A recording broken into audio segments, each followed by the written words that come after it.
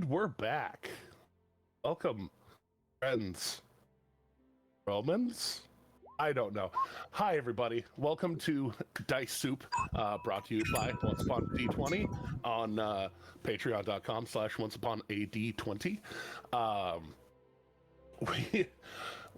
Sorry for the delay. I had some technical difficulties with certain sinuses that I possess, but I'm back. We're back, and we're getting back into the beauty of Exandria in our new campaign. So, where last we left off, Eredrin and Kira were privy to the slaying of a refugee from the Underdark, whom was rescued and pulled away from the same enslavement that Akira once found themselves in with their siblings and several people from their place of origin.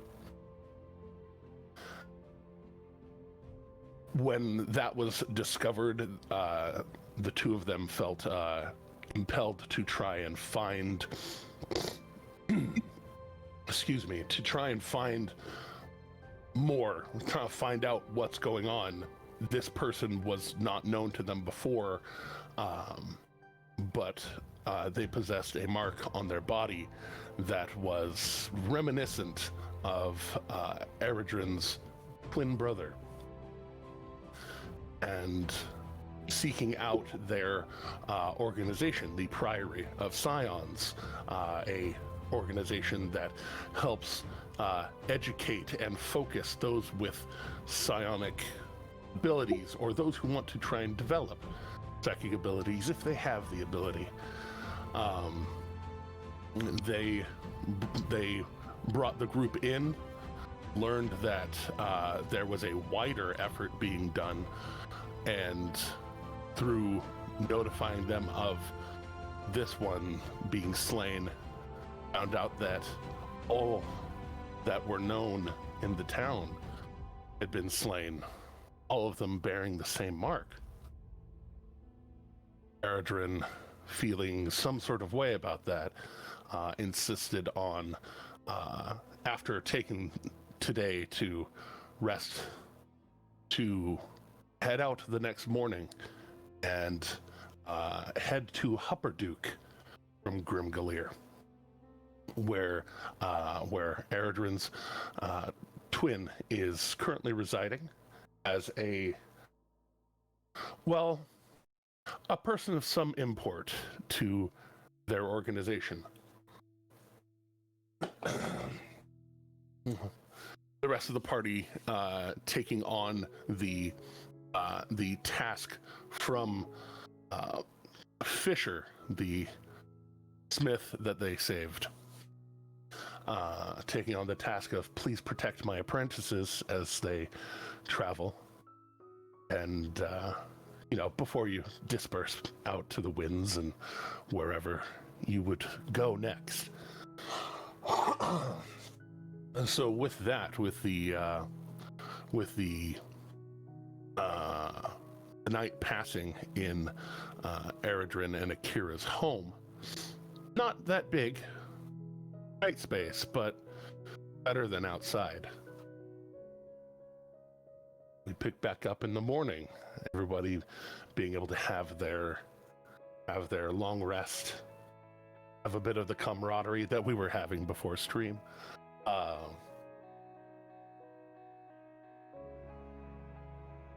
How would you all like to do this? Is there anything else, any other preparations that y'all want to make before heading out? Can I cook breakfast for the group, for the lot? Brandor will honestly just get everything that he bought loaded up. Make sure that the cart is secured and ready to go, and then just be ready to act. Akira woke up before dawn to go see their sensei. All right. Luca would be stumbling out at a decent time, looking very unhappy about it, but loads a chest and a barrel onto the cart. Because Luca had kind of a night with a performance last night. So.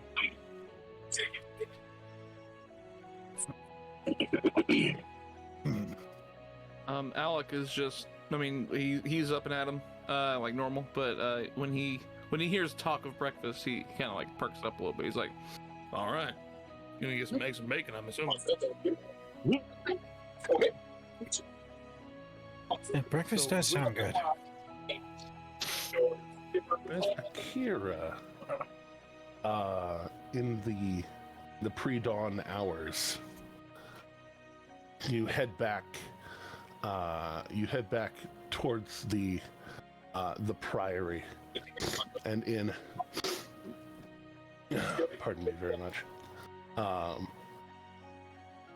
but as you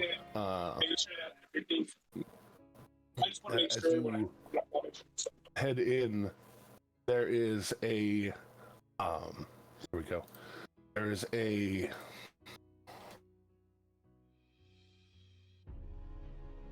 Goliath there, sitting cross-legged, focused, eyes closed.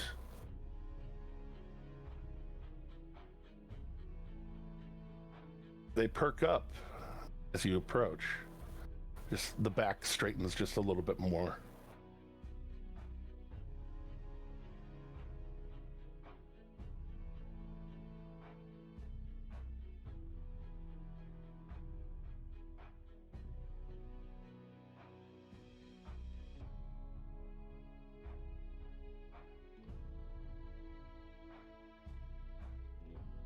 What do you do? Sorry about that. I was muted. Is it not muted? Alright. Starting to hear you again. Greetings, and greetings, and fall.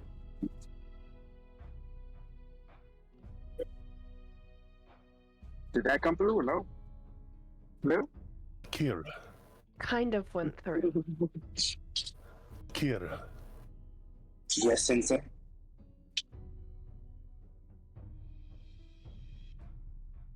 You are early. Of plans today.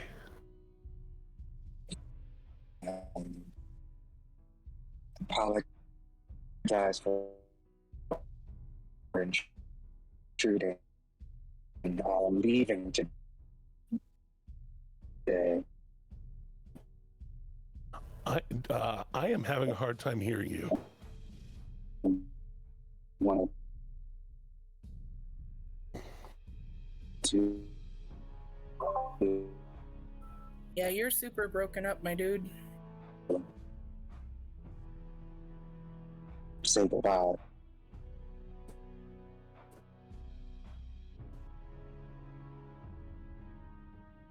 Try turning off your video to see if we can conserve your bandwidth.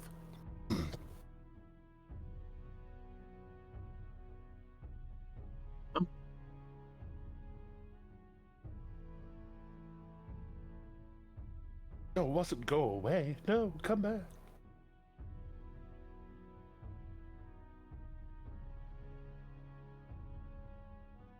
Okay, so I guess we're going back to the group. Quick commercial break. They restart. Right. So I guess for the rest of you getting your breakfast, your breakfast on. It's I suppose it'd make a lot of sense that if they're leaving, Eritrea and Row would probably want to use up, their food stores, their perishable food stores, to make sure that everyone could eat and get ready on the road. I'm going all out. I'm like, this should be all we need to eat today. I'm going all out.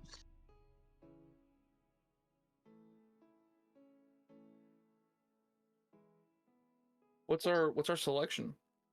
It's what I'm curious about. What is it that you're wanting? What would y'all have, Eridrin? Oh, we would have. We would probably have general food stores. Well, not like a store isn't a place you buy. Anywho, basically any typical breakfast thing you could think of, I'm sure we'd have it available for you. You want pancakes? We got pancakes. You want eggs? We got eggs. Many technical difficulties. Okay, yeah. So he for sure would like look for any kind of like, you know, if you have bacon, if you have eggs, if you would have Definitely some form of wait, what about do you have typical do we have cow's milk? Do we have any kind of specific fancy milk? Do we have like some kind of weird creature that I don't know about? You would have to ask Akira about that. Eredrin does not drink milk. Oh. Wow, okay. Listen, you're never too hard for milk. I'm just saying. Like, you're never too much of a BA for milk, man. It's always available. Well, it's so that's based on Ro as the person playing Eredrin. It's the reason for that. Yeah. I forgot. For context for the people watching, I am deathly allergic to some kind of something in milk. So yeah. If he dunks an Oreo, he explodes. Fact. No, with that, he's just gonna be like, he'll find some more form of libation or whatever. But like for now, yeah, he's bacon, eggs, straight up, any kind of sausage he can have for sure. Definitely. And then andouille, of course. like, any kind of like meal, like oatmeal or something like that. He'll go for that too. Of course, definitely. Okay, sure. Just throwing stuff out there to see what you have. now it looks like I can actually see Sean's stuff moving in real time. So I think we might be back. All right, so back to But we can just pick up at breakfast. It's okay. Your audio is so much better now. I think we got through the dead Oh, zone. thank goodness. Yeah, I can absolutely hear you now. Yeah, but we can keep it to breakfast. We don't have to go and replay that. We're just trying to dip off early so we can say. If there was something you wanted to accomplish with that, No, Akira just saying it. So it's fine. So like Luca would walk over to Alec and just hand Alec a small flask and just, here, try this. It's barley milk.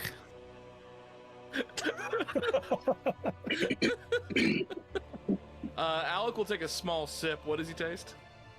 It's definitely ale. Cool. He goes. He Barley looks milk. and he goes. Oh, that kind of milk. Barley, And then he takes a milk. bigger drink.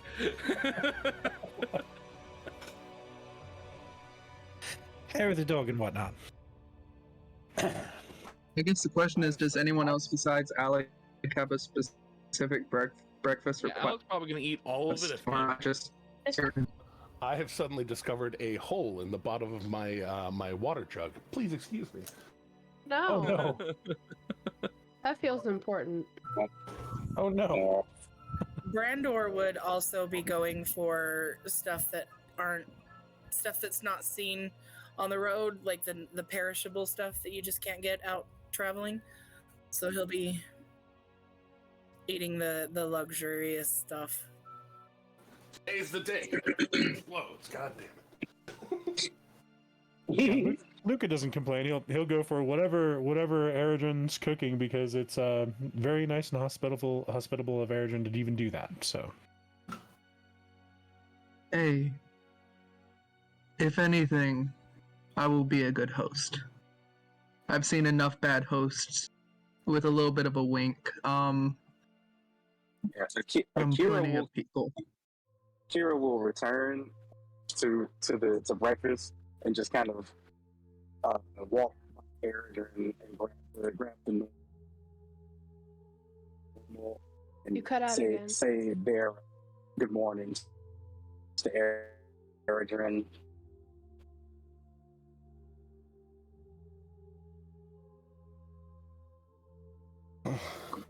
As the go ahead. Akira just saying is just having breakfast. Well, as everybody gets through their morning and they're packing up and heading out, it is, according to that big and beautiful map that we have, there's a few days of travel involved. Let's get it out there. Yeah, so Good morning to Aridin.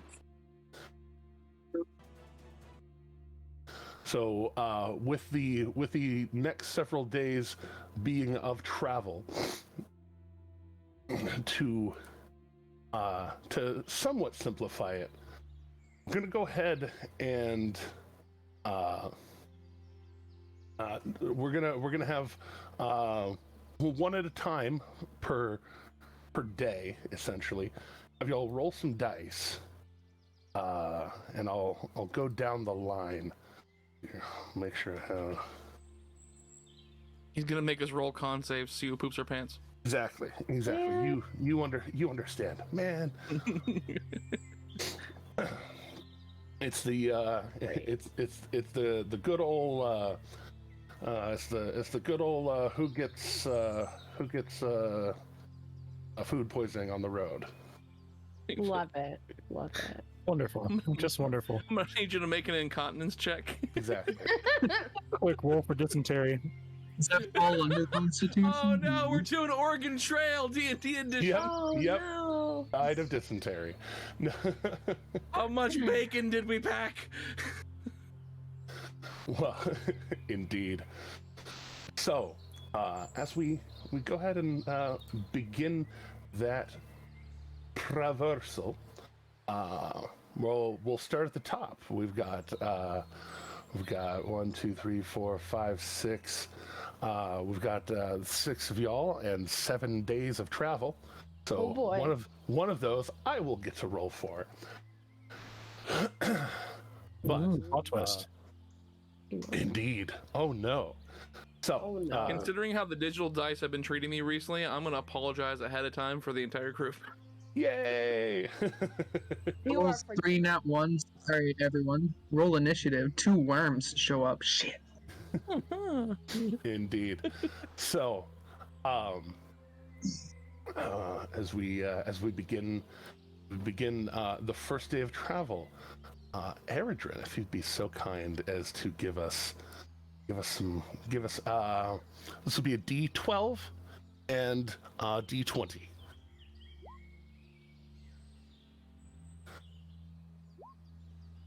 Okay. Oh, he's I'm fine. launching myself off of It's fine. You just, yeah. So,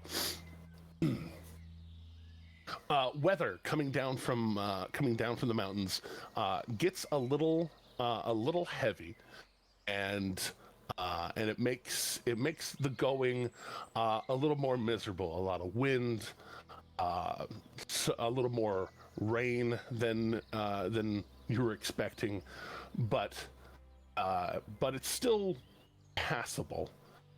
And going along, you have, let's see here, a 6 gives us that one. All right, make sure I read the whole thing before I. All right. 8. Finish loading. You finished? Okay.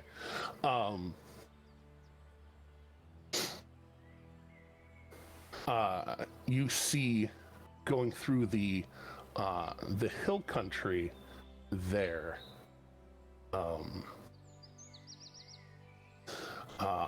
that there we go. So there is a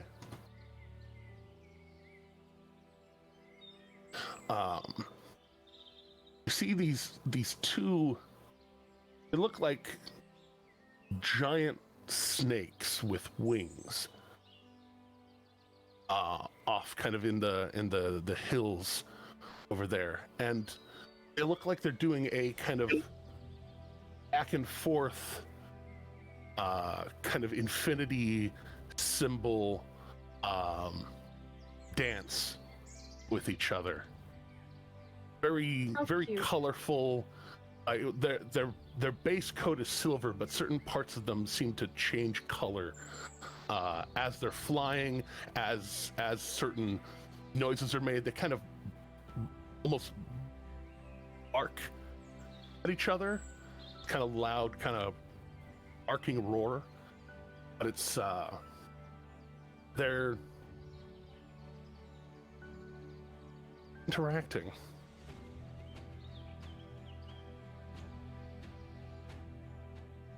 Anything want to do with that? It's a ways off the trail.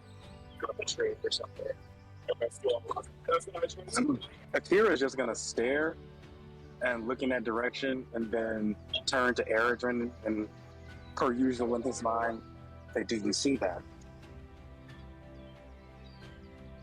Do. And if I've learned anything, those are what I like to call don't fuck with them.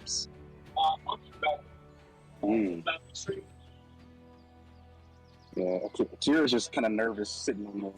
What we're traveling in a cart, right? If Yeah, anybody is, we're in a cart. if anybody's proficient in nature, you could roll to see if you know anything about what's going on. Not me. Not I I. don't think I am. I mean, I'm half proficient in everything. I'll take that if you're gonna try and lean on a little I'm a bard. jack half of all proficient. trades. I'm a bard. It is true. It's in fact. I mean, I didn't make fun of you for messing with that dart. Oh, I'm not making fun of you for being bad at something. I'm mocking you for being good at something. so sometimes when you're a little good at everything, some people get jealous, and it's fine. Okay, Yeah, especially when you're supposed to be good at something and you suck at it. hey, high five. I know what you mean. Hey, everyone struggles sometimes. It's not about the size of the ship, it's about the motion of the ocean. I'm sorry. I watched you back be on- onto a roof and knock that gnome down. Like, that was amazing. You're allowed to screw up once in a while. Which, by the way, total of 11. Yeah, with an 11, you're able to suss out that it does look like some sort of mating dance. Oh. And Oh no, the bard saw the mating dance. This is not going to end well. and Hashtag not that kind of bard. yeah, indeed. It looks you're able to suss out that it is less aggression, more pleasantries. Either way about it, I don't think we should cock block the worms, honestly. Or the wyverns, or whatever they are. I feel like we'd regret it. Right. So whatever those are, they're not in our way. Are we going that way? Because if we're going that way, we might want to let them finish whatever they're doing. Sorcerer Supreme Pizza, are they in front of us, or they are in front of, and like the road passes close to where they are. But So Alex gonna see how close they are to our path and go, does anybody know pass without a trace? Not yet. unfortunately, no. Afraid not. Now, see, here's the conundrum. If we keep going, we disturb them. But if we just sit here and watch, we look like the creeps. So, what do we do here? Look, I don't know. I don't know past that trace. I only know talk with no think. So, Oh, that's true. I suggest that maybe we give them like 30 minutes and maybe look in the other direction. Maybe it'll. Yeah, I agree with that. You know any good ballads you can just kind of like do a mood setting for them and try and, progress things further? Should I use Mage Hand to bring a cigarette closer to them for when they're done, or? do you want to get within 30 feet? No. No. No. Just bring it within range. Like, just bring it as far out as I can to get the cigarette a little bit. The cigarette need to be. You're gonna cause a forest fire, and everything's gonna go wrong. Gracious. Wow. Just trying to be courteous, you guys. Does anybody know any weekend songs? Well, as y'all take the opportunity to rest and perhaps give them their space, there's a moment where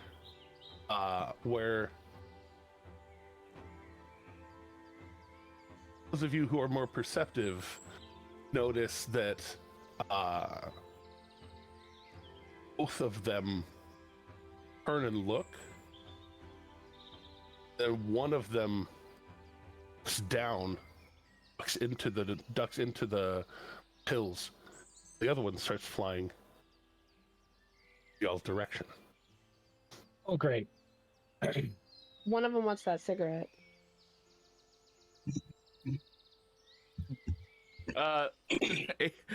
Alex just gonna point and go, that might be a problem. Brandor doesn't quite draw the sword yet, but hand on the hilt, ready to do so. Yeah, Blackbird's just kind of watching. Because maybe they don't mean it.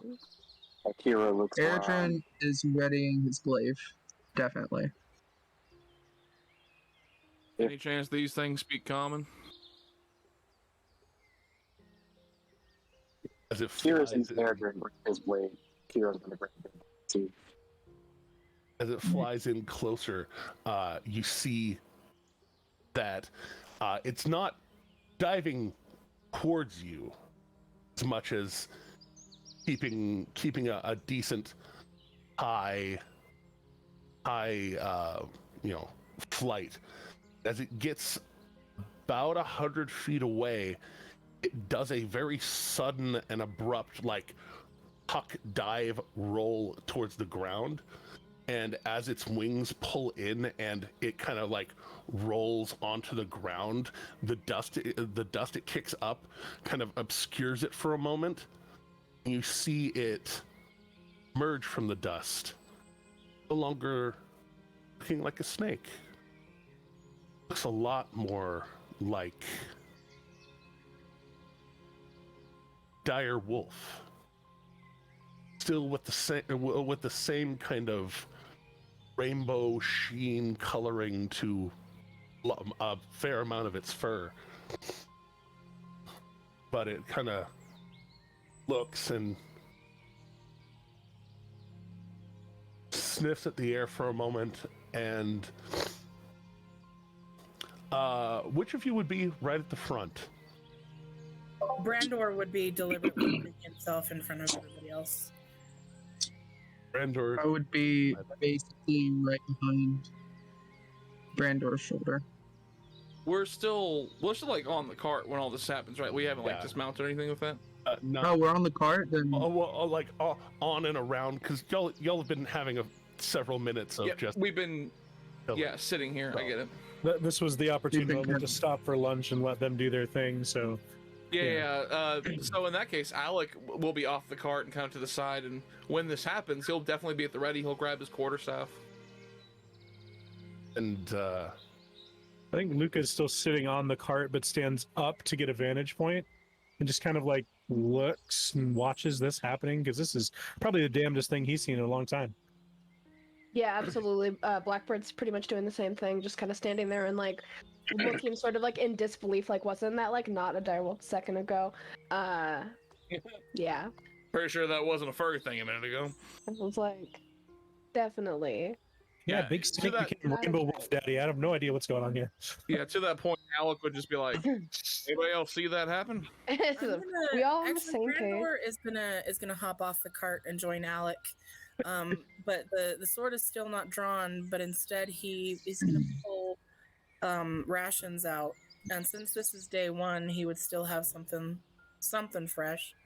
So like an apple and maybe some of the dried meat. And he's going to squat down so that he's kind of eye level with the beast, which isn't hard because it's dire. It's huge. Yeah. Alec is just going to be like, so unless you plan on throwing that, you're probably going to end up being his next meal. Yeah. Erdrin is going to be in your guarding heads- form and Your function. heads. That's a lot A happening. lot of you here. I'm just Not gonna interested observe. in you. Sorry, what was Oh, that? that's a relief. We are not interested in you for food. We're travelers. Oh. Oh. All right. That's Alec a is going to relief. kind of take a relaxing stance Have and put you- his quarterstaff to his side. Have you need? Back in the. What do we need? Have you any needs? Well, we're just trying to get through. We're on our way to another town. And as Brandor kind of offers the apple and the meats, you notice they walk closer slowly, making sure to not be in a aggressive stance. Once they're about 30 feet away, their eyes glow. It's a soft radiance, and the apples multiply, the dried meats multiply, some of the dust on the ground suddenly shifting up and forming into more, quite a bit more. Days worth of food for one person. Better part of the rest of today for all of you, and if you properly portion the apples, probably your horses too.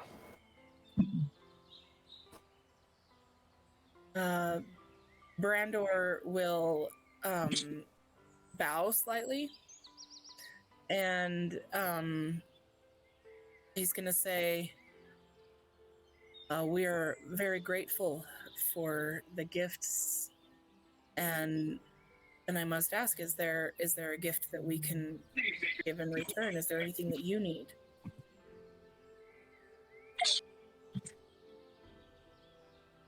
Having the propriety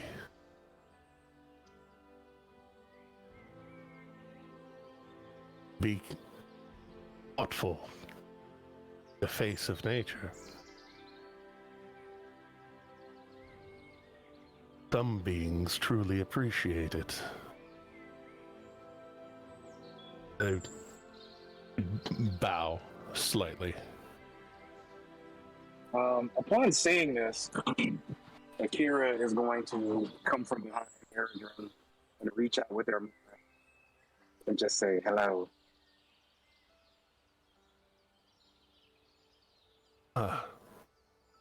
Another creature gifted. What are you? Was it very rude?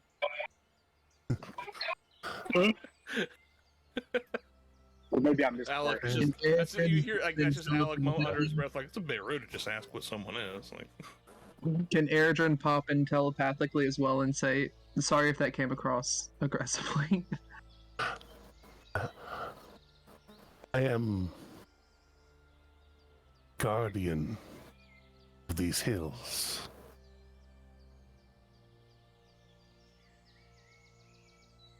We keep the way safe.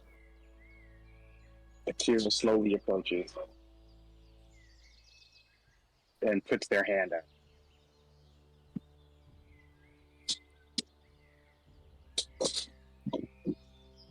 As you do, they start to distend and expand back into their snake form. about the same size as the wolf, relatively. The back of the body kind of coils, the wings come out, and as you reach out, wing reaches back, you feel very soft feathers.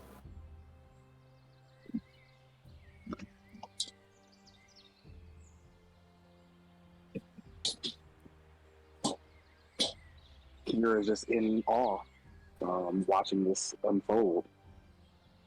They've never seen anything like this. What are you? I am a kid. I am raised by gift.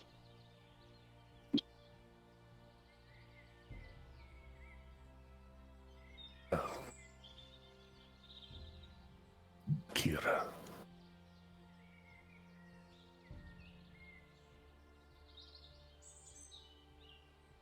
They call me Andvari.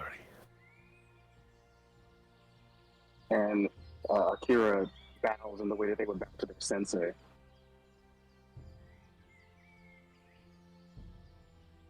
Andvari, Sandu. If you come across my mate again, you watch the hills. Help signify to less savory creatures this place is protected. I would lay all of that because he's talking directly to my mind, right? Yeah, well, not just directly to your mind. Everybody else Okay. can actually hear this conversation in their heads. Oh, okay. So they're Are- broadcasting. They are broadcasting it as you are speaking to them. It is broadcasting. We are appreciative of your bounty. Thank you. Praises be to the Wild Mother.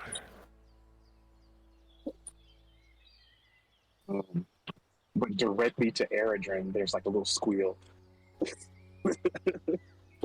Here is very in this moment.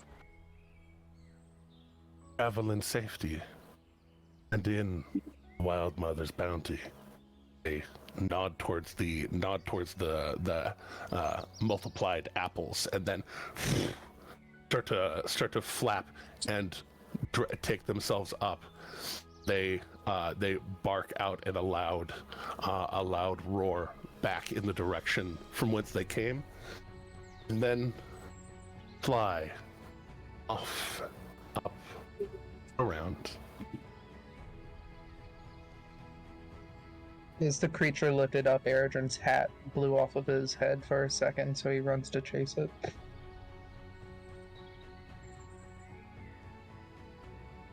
Yeah, Akira is just standing there in awe. Like they are completely in awe of what they just saw. Well, I've got to tell you, that was the last thing I expected to happen.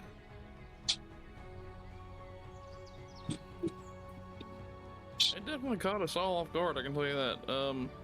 So, what we're trying to figure, what I kind of gathered from that is that anytime we are in need of help, we should probably try and call out to them. How do we do that? They Think that may specifically fall said on that Akira. these hills Mm-hmm. are at least somewhat overseen Yeah, by them. that's why I wasn't sure, but like how I guess they'll just see us then. Yeah. Possibly. Between them and the maid, I think we're covered in terms of like outside protection. Heading into the rest of the day's travel and into the night, we'll go ahead and skip to Akira, if you would be so kind as to just roll a d20 for the night. Sure.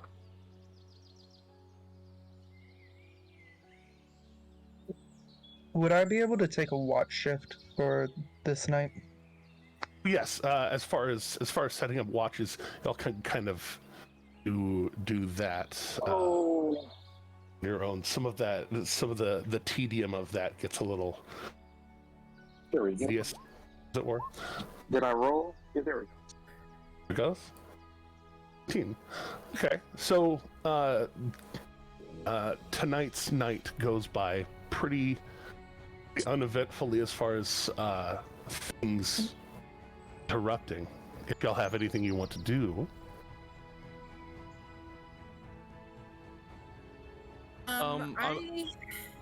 Go ahead. Okay. We're both too polite. So I was gonna go. Alex gonna go up to Airdrin and just be like, "You get any chance to work on them darts for me?" Yes, I'm going to give the ones that I did finish silvering to Alec, and during my watch shift, I do want to mindlessly sharpen some other ones. Would you want me to roll a check for that? As far as a check goes, no. As far as just progress goes, I'll have you roll a d4. That's a simple enough thing that it's not. I don't think it should take a check, but in a couple hours, you're able to pretty perfectly sharpen 2 of them. Cool. So you have 6 darts now, Alec. 6 silvered darts. 6 silver darts.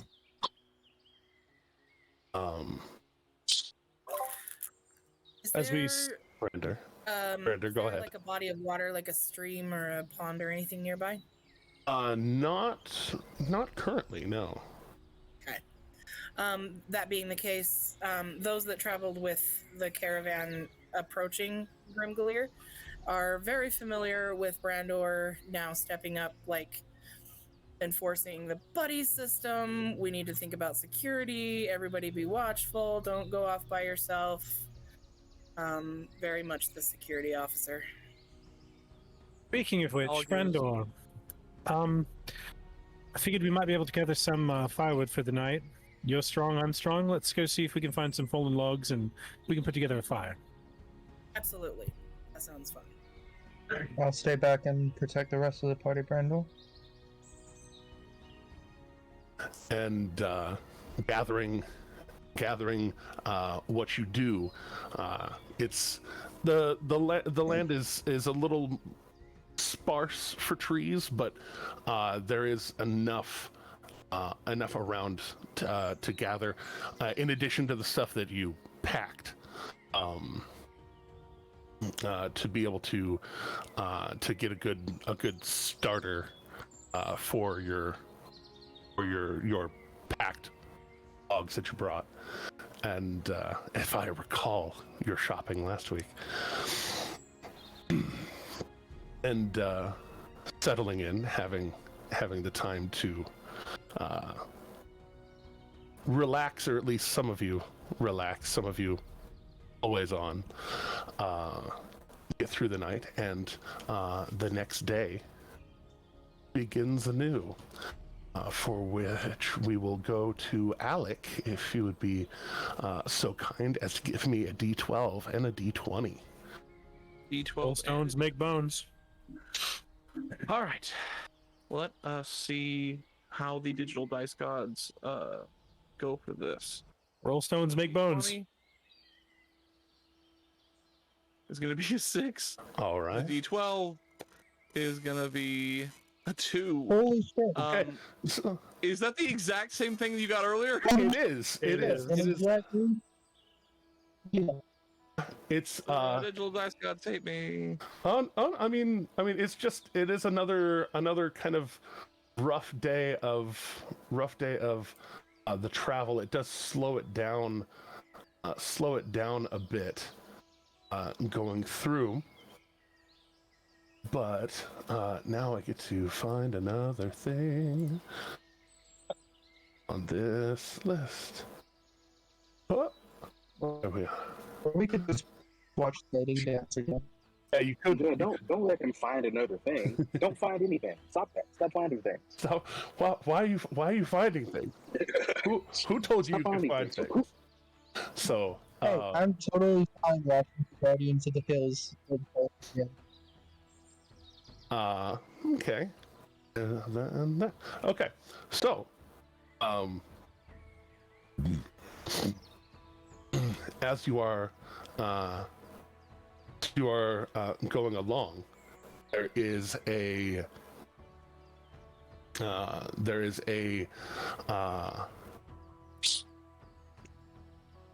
see a body lying in the road. Told you, roll stones make bones. Real. It is laying down, and from a distance, it doesn't look like it's moving. Do we? I'm gonna telepathically.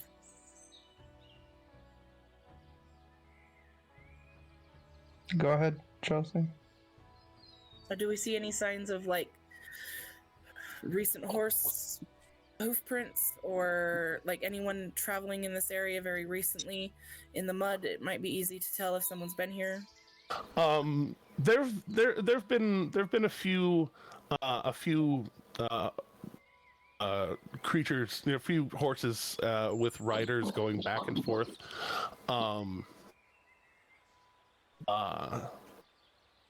Not many though, and from the looks of it, this one looks pretty fresh. Like they're not covered in mud like one might be if they were passed by a lot on the road. Right. I'm gonna turn to Akira and telepathically say, basically, on my 6, and then hop down and start approaching the body. I will follow. Oh, well, Blackbird. All right. Go ahead and when I get to it, I would just like to kind of see if I can find anything out about why, well, it's here. well, as you all start heading up, drop me a quick reminder of passive perceptions, very particularly any that are that was a 14 or better. Nope. Not I. And Not I. Well, it looks like a dead body to me. We're not just that adult yet. We're not that grown up in our adventuring yet. Okay, yeah, that's true. That's very fair. And wisdom is my dump stat, so Wonderful. That's why you have a sibling who is the wise one. But, yes. So, as you are all heading up on that body, you notice that it has a set of or a number of scratches in the body, particularly as you kind of flip it over. It was some sort of humanoid in life. The front end of it looks like it has suffered at least a dozen piercing scratches, and then you begin to hear it. The hill right next to you. Song. Everybody make wisdom saving throws. no. Well, fuck me.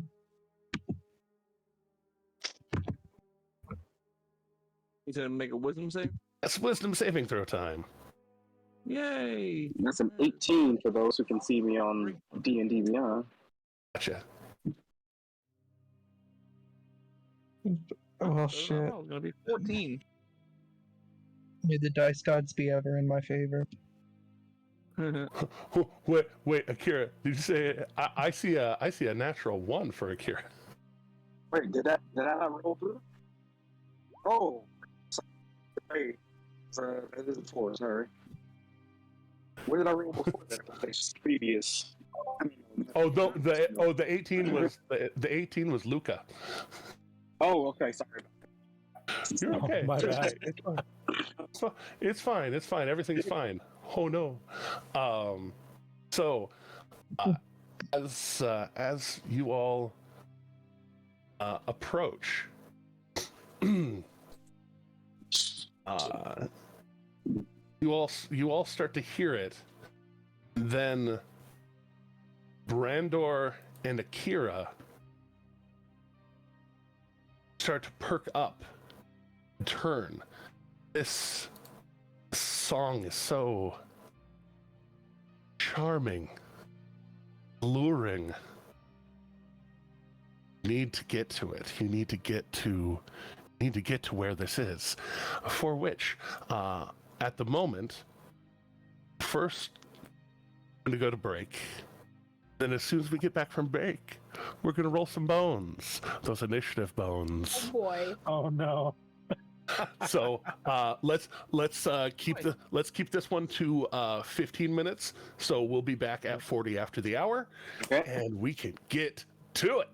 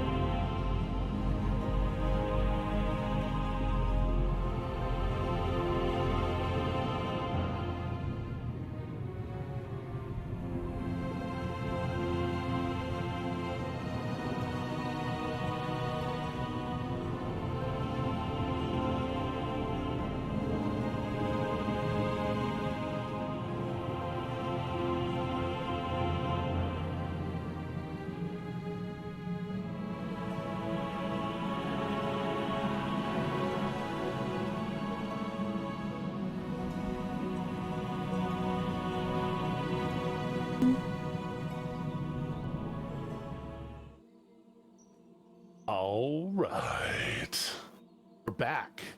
And as you can see, we're on a new map. It's time for all of us, including me, to roll initiative! Yeah. Oh boy. Hey, Jeremy, do you mind here for me? Be on my way to a stable spot so I can't roll too many and Discord Roll. at the same time. Roll Akira for you. I can roll. I just can't move. Oh, move Akira. Oh, Yeah, move with here for me. I can roll. I got D&D Beyond on my phone here. Got That's an fair. 8, but I don't Okay, think it's are coming you- over to roll Are 20. you sure? anymore. You might want to use the roll that I rolled for you. Sure, you rolled it already. Yeah. We'll use it. Oh, You it was a rolled it 17. already. It was Yeah, we'll use 17. So, I got that nat 20, son. by the way, not sponsored D&D Beyond. They came out with their Pride dice, and they gave them away for free. So What? it's a corporation that's not making money, but just throwing out Pride stuff. So you should totally pick it up. And that my first roll with it was a nat 20, and then there was that 17 right there. I'm just saying. And I just Same. rolled. My initiative roll came man. through, so it'll be up to you. I rolled a 20, but you already rolled me 17. Oh, you rolled a 20. No, I'll take yours. Okay. It just took a while for it to transmit. Me, and then Alex. Got that nat 20, son. Erdrin's already filled in. Luca Blackbird. Got an 8, but it's not coming over to roll 20 for some reason. That's all right. I got this. Hell yeah. Luca. Looks like I also got a nat 20. Damn, Nice. guys, what is happening? Y'all are. So good with my it. homebrew. Oh, I that didn't do is that select a token though. That was my bad. It's okay. I got this. He enters it manually into the turn order But over there. if it don't work, I make work. Yeah. I'll remember Right. to click that in the future. So the homebrew rule I have for my table is that whenever you nat 20 on initiative, your first attack is actually made with advantage. And so if we were playing at my table right now, you and I both would just be able to wreck some shop right now. Time to wreck it. No. Well, as part of that, you all notice as the song rings out, one creature is flying approximately this direction, and one creature is flying approximately this direction. But the one that's singing is hanging out here on the side of the rocks, alluring one Akira and Brandor in their general, somewhat appealing direction. So, So I have no. I guess. Well, I guess when it's my turn, I have no. I'm charmed. I take it. right now you are considered charmed, and the one that is glowing purple up there is very, very alluring. But Alec, top of the round, you do have a moment to react. The one ahead looks like it's kind of like swooping around and coming in for a frontal assault. The one going around behind actually looks like they might be interested in your horses. Uh-oh. If you touch form and function, I swear to God. So, We can't. So we can't lose Alec, the knowing that the rest of the party is pretty formidable and can do well for themselves, essentially, he's gonna focus on the guy. Look at the horses. So he's gonna go up to that guy real quick and get between. He's gonna get in between them and the horses. All right.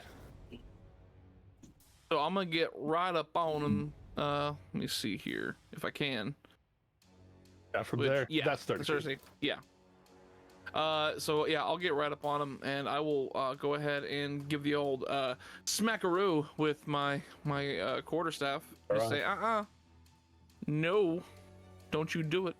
So that attack is gonna be once it's done rolling. Bounce a bounce. Ooh, 21 to hit. Oh, sure. Nice. All right, so that is gonna be. Come on. Sorry, it is taking forever to load for some reason. There it goes. Did it go? Okay, Yes. cool. Wait. Part No, of it did. that was just the attack. Wait, there we go. Now the damage is coming through. This is why I hate digital rollers. Yeah, that's all right. That's all right. All right. So running up on it, suddenly, quickly, just staff out, basically letting her run into your staff. This haggard harpy looking creature. You just kind of like put out your staff to like no, and they run into it and just kind of clothesline themselves, and it essentially forces them to land in their flight.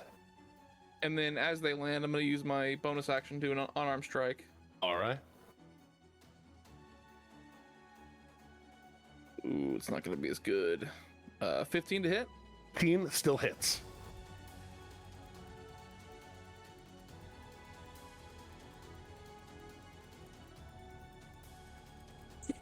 Sorry, I cut out there for a second. You said 15 hits? Correct. Okay, awesome. Well then, we're gonna do a D4 plus 4. Come on now.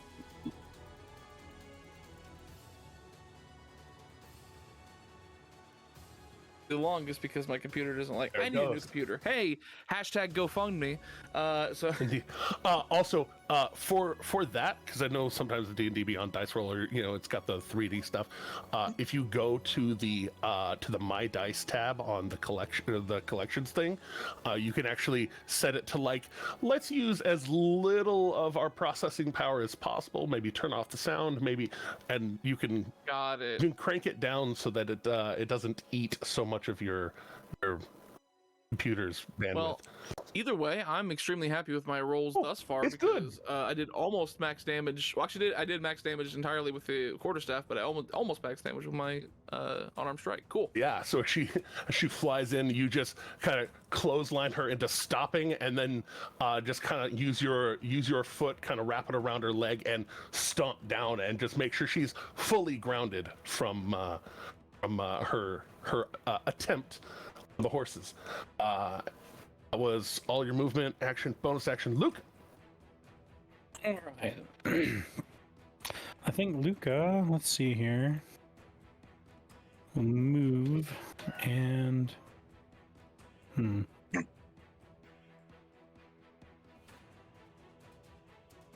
think we'll step to here. From here, I think I've got range. 1, 2, 3, 4, 5, 6. Okay. And Luca is going to cast Bane. Nice.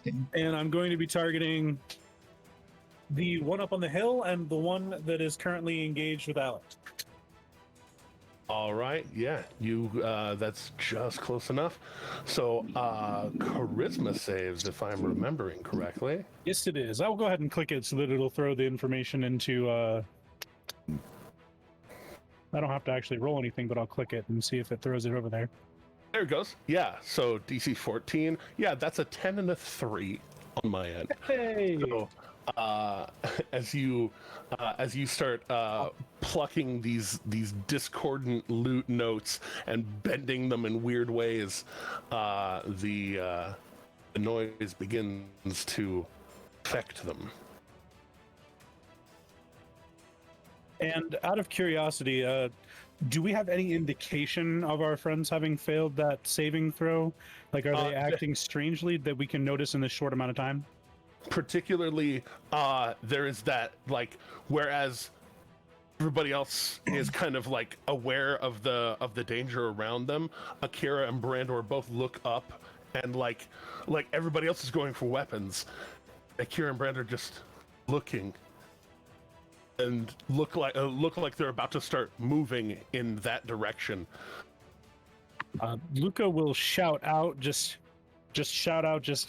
basically,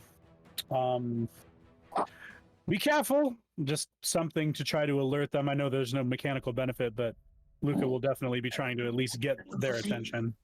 You want to use your bardic inspiration on one of them? Actually, yes. I can throw inspiration to Akira, because Luca knows Brandor and has a lot of faith in Brandor, but Akira is kind of new, and I saw Akira go down in the first fight, so I think Luca would probably shout out, just Akira, be careful. All It just gives me right. inspiration. I'm not saying all right as a hero, but just like inspiration. Yep, you get inspiration. All right. So, right now, Kira, as you are currently charmed, moving and your movement and your desires right now are to take the fastest and safest route towards that creature. So we're gonna go ahead and what's your speed? Remind me. 40 feet. 40 feet. All right. So make an athletics check for me as you kind of getting to this mountainside and having to do a little climbing after the first 40 feet. Second. Stop the bike. Can I use a reaction to attempt to stop Akira? Essentially, that would be an attack of opportunity, which I'll accept. Go ahead and try and That's a try and make 23 strength save. I'm totally not gonna be able to do that. All right. So I mean, I could if I rolled a natural 20, I could actually get that. Right, try it. I will try. Heroes roll dice. Heroes roll dice, man. Heroes roll dice. You got to. I rolled Heroes roll dice. You rolled dice though too. I did. I rolled a 23 on that save. I tried. Right, so first one, Luca inspires you, and you go running past him. He's like, "That's not good enough." Trying to grab him, and he just you keep going. So then, go ahead and rock an athletics. My bad. More time. I was excited. Yeah. So that was a Similar numbers. Actually, to escape that grapple, it would have been a 24 because you have a +5 in acrobatics. So got you. it's worse. It's worse. But you said athletics, so athletics it is. Well, I'll say with athletics, it is climbing. All right, this is actually a good one. This is a good one for you to fail because it means that you're only climbing about 5 feet up. Up Oh, the I have side a of the natural mountain. climbing. Wait, no, I'm not as a max. Well, I rolled a strength save at first, but that didn't count, so I failed on the second. The strength save one was I'm treating as escaping Luca, but trying to climb up this mountainside. I failed. I failed. So you're only getting a little ways up rather than keeping on with your action. Gotcha. But at the end of the turn, you get to roll another wisdom save, and if you are unsatisfied with that number, you can roll that d6 that Luca gave you. Exactly. Second one, so make another wisdom save. Saves and spells. Wisdom. Little dice roll. Not too good. All right. So, do you want to throw that d6 and try and fix it? So that was 8.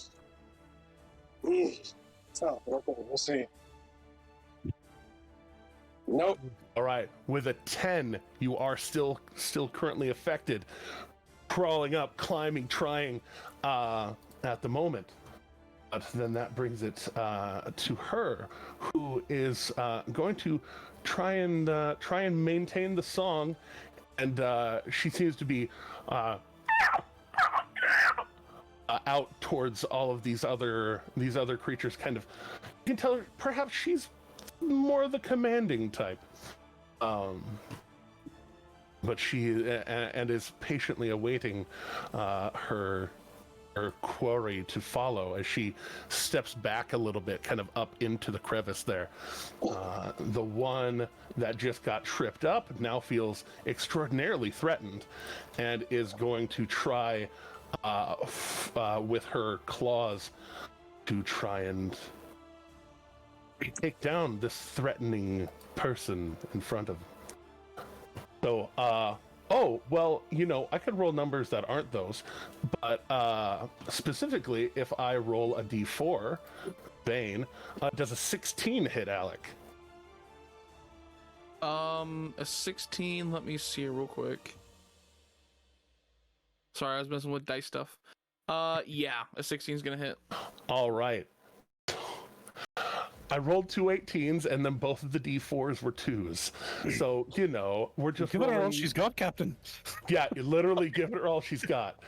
So, and 2 5s on the damage. So, as she lands, her claws just across the front of you for 10 total damage between the two. Feeling Alec's not looking great. You can tell she hungry and she threatened, and she was focused on horses, and now she's focused on you. So Form and function will survive this shit. I swear to God. Indeed. Speaking of Eredrin, there's a nasty harpy back by Alec, and there's a nasty harpy in front of you. Well, I mean, so my first thought is I need to get to my sibling, Akira, right? Fair enough. So, trying to figure out how to do that. Or do I just go after the beast that's affecting Akira? I'm assuming I'd have to roll a strength save for that. To try to start. If you're trying to climb up there, it'll be an athletics check to climb up and get at them. And they were visible, and now they have backed up into the rocks, so they are currently not visible from where you are. Or get into mountains, but I have a better chance of seeing them. Yeah, the best chance to see them right now is to try and climb up there and get her. Okay. Alright, well, I'm gonna go ahead and take my move. You whore. Sorry. That would... Oh, that works too. Thank you.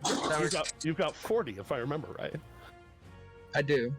So then I'm going to use my action to dash. And do you need me to go ahead and roll the athletics check though? Athletics chime. Let me see what the mod is of that.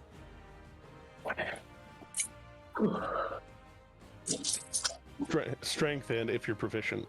Sorry, this is not proficient in it. I do have a +3, so that's fine. You have a +3. Good. I do have a +3. No, that's not the best. Well, with an 11, you actually climb ahead of Akira, and cool. with your 40 feet of movement, doubling for climbing, you're able to get right up to the lip of it. You sprint up the side of the mountain past Akira, just hand over hand, and you get right to the bottom. Peeking over, you can see her, and she suddenly sees the threat of you. So it basically, if you get up to this next spot, you will be able to be on flat ground. Hey, buddy. Okay. All right. So you have anything to do with your bonus action in that case? So I use my dash action to climb that? Or no? Yes. I did? Okay. So I'm gonna, would you say that the beast is within 10 feet of me? Yes, but you are currently using your hands primarily as a holding onto the side of a mountain. Well, that's unfortunate. Yeah, I guess that's all I'm doing then. Just going to chill here. All right, just making sure. All right, Nothing else I can do with it. Randor, terrible seductive sounds being thrown your way. What's your speed on land? My speed on land is 30. All right, so 30. All right, go ahead and make an athletics check. Also trying to climb up the side of this mountain. You got it. I'm actually good at that, so here goes. Oh, all right. So with your movement and dash, you're able to get just a little ahead of Akira, up the side of the mountain, still behind Eredrin, who to all accounts, it seems to be enjoying the same song you're enjoying even more. And so, go ahead and make a wisdom save at the end of your turn. Alrighty.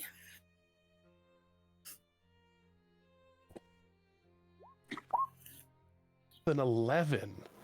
You suddenly come to your senses. Whether or not you stop your climb is up to you, but you get right up and kind of next to Akira and realize, oh shit, that's not actually a good song. Oh no, that's bad. All of these are bad. Mm-hmm. All right, I will for now pretend that I'm still very much entranced, not to alert the fact that I'm free. All right.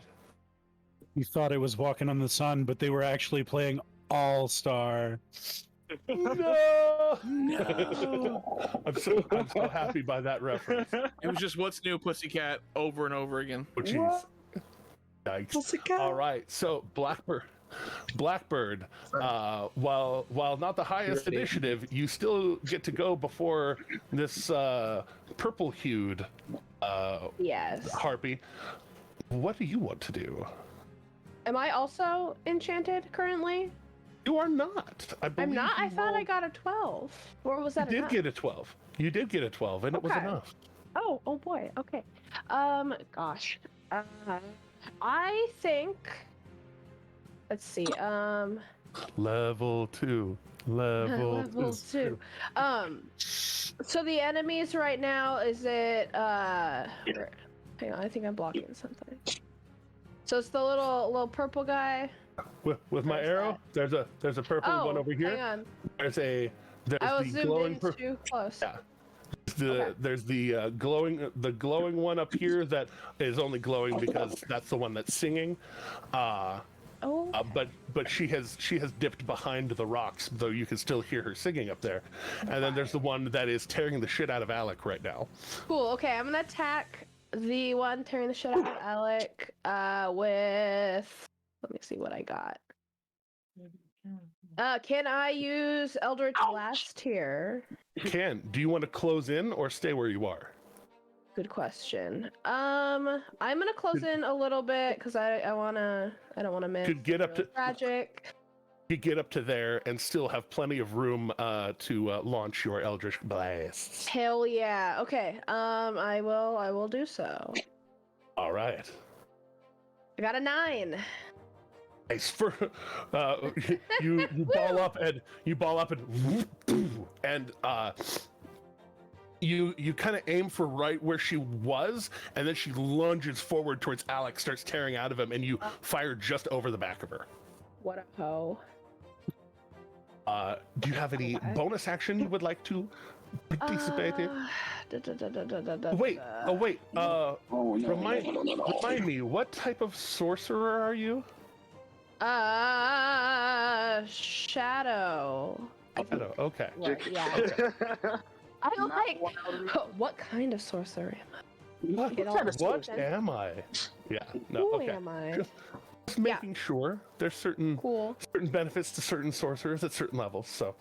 Valid. To make sure. What are my options for bonus actions? Just Under your tab on your actions there tab, they are. there's a bonus action tab, and particularly you can apply one of your poisons. I'll say that you have 2 currently. Okay. Via your poisoner stuff. You can levy a Hexblade's Curse, or you can use one of your spell slots to hex. Okay. So many choices.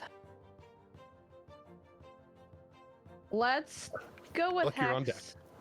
I'm gonna try and use Hex on this bad boy. All right, so you focus up. Are you going? What ability score are you going to hex for ability checks? Ooh, okay, hang on.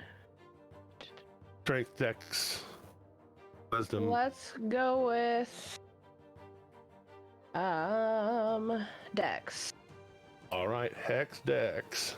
Hex Dex. All right. Am I rolling anything for this? You're not. I'm not? Hex Okay, just cool. Hex just focuses in. There's no save. They don't get to save either. Okay. You just aim, fire, and your ire is levied. I love it. Okay, great. So this one that flew around the outside, seeing everybody else scattering, the softest person in the room right now that it can try to reach is Luca.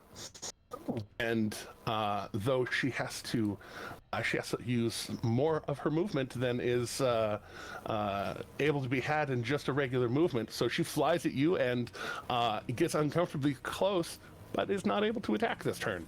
So, Alec, speaking of people who are able and willing to attack, Alec is, hurting real bad, and he's like, okay, so he's gonna try and get some distance between the harpy and him, but he's also thinking about those horses. So what's gonna happen?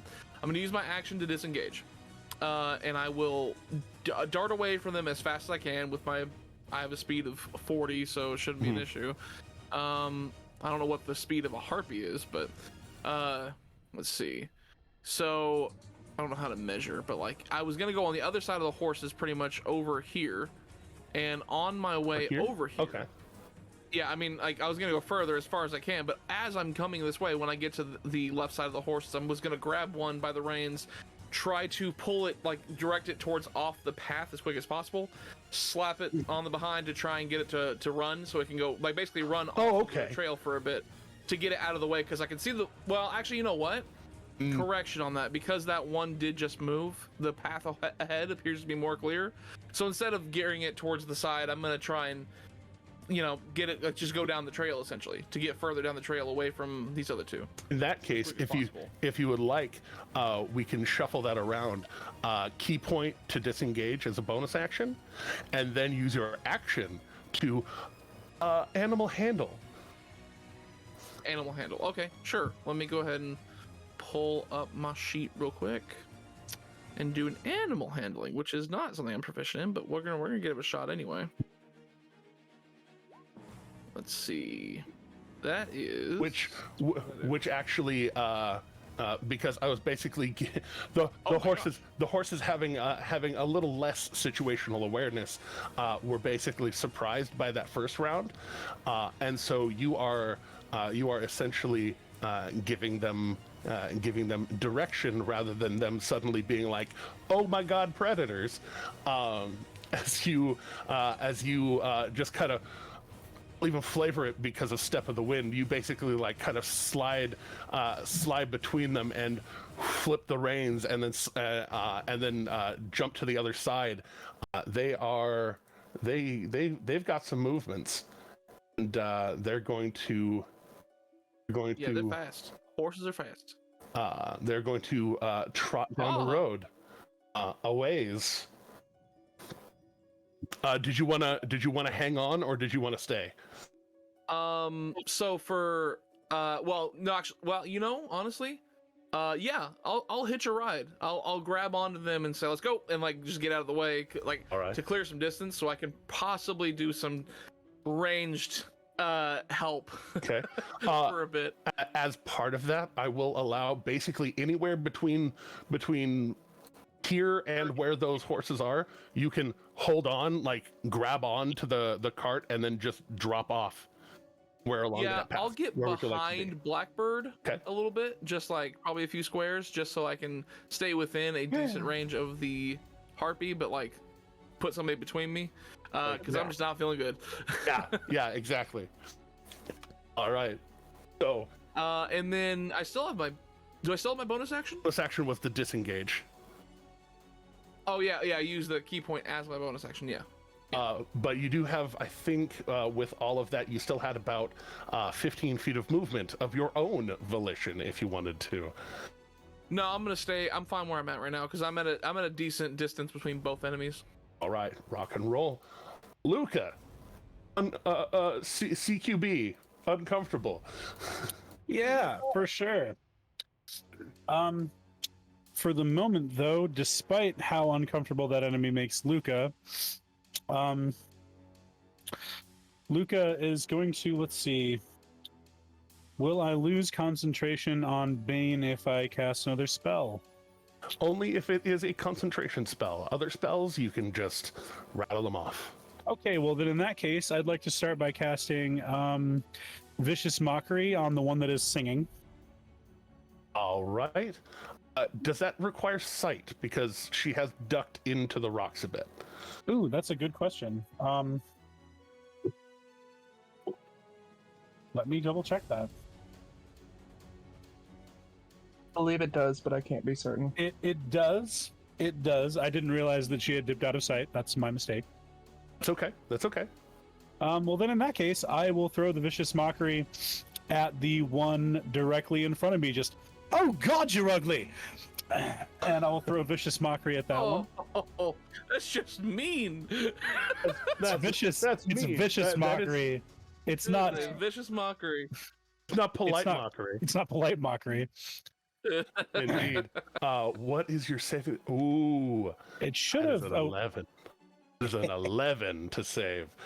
So she swoops in on you. You call her and her mama ugly, and she like abruptly just kind of stops, and there's a little bit of blood trickling down her nose. Whoops. And then, since that was a cantrip, I should be able to throw a healing word over towards Alec, right? That is correct. Then I will throw a healing word to Alec, and we'll see what we get here. 6 points of healing, 6. doubling and a little his remaining health. So Yay! Alec feeling a little less. No. And could I still? Let me see. Still have movement. Could I still? I can still disengage. Oh no! I would say disengage No, is an disengage. action for you. Disengage is an action. Okay. I don't really think I'm going to try to move because I think leaving its threatened area would provoke an attack of opportunity. Yes. You are correct. Oh, though But I it can would be maneuver at- around it. It would be at a disadvantage because of Vicious Mockery. because of the vicious mockery. So if you want to take advantage of that, you totally can. So long as I don't leave its threatened area, I can move around it. Yes. Correct. So I could move to like here. You could move around to there. Yeah. Then that's what I'm going to do for now. All right. Whoop, whoop, whoop, whoop, whoop. Moving around. Akira, it is time. You're ugly. All right, it is time. Please roll another low athletics check so that you don't get all the way up to the top. One could hope. One could hope. This is one of those times where I really want to encourage you to roll low. Nope. Oh no! It's very good. Nope. Of course it is. Womp womp. Can't hear you, but it's a 21. Hold on. Can I? There it is. It's going to automatically assume that it's my end. If I Yeah. don't hear. Hold on. There it is. It's perfect. I hear you now. Can you hear me now? Yeah. Okay. Cool. But yeah, so as you try to overtake their progress, Eredrin, Akira deftly quickly, amazingly, vaults up the side of the mountain and is able to climb up and onto their feet. Looking suddenly very calm, being within 5 feet of this harpy. Double checking everything else about that. Go ahead and now, at the end of your turn, once more, make a wisdom saving throw. Boom. Good question. Boom. And, Oh, we love I boom. froze up during That's a that. good boom. You're right. So, yeah, as you approach, you look very calm, and then looking into this gnarled, shriveled, angry creature's eyes, like you blink, you smile, blink, sudden horror. Yeah. and that's all I can do, right? That's it. That is unfortunately the end of your turn, but you do have your wits about you, which means a lot less bad can come of that. Because if you were still under her spell, at least her first attack would be an advantage. So, coming at you will be. Whoa. There we are. A 6 to. I actually I didn't even roll the bane. A 5 to hit. A 5 to hit and a 10 to hit. Salt the wound. So yeah, as the sudden horror goes over you, she looks like she is trying to reach out towards you, and a little bit of what color energy does your magic manifest, Luca? Purple. So this purple energy reaches around and grabs onto the hand and stops it as it reaches towards you. Almost like these chains, but they look like almost a stickiness that's stretching and reaching the end of its stretch before it gets to you. All right. She's not going to move from there right now. She is under an impression that her song is working, so she's going to use her bonus action to keep singing.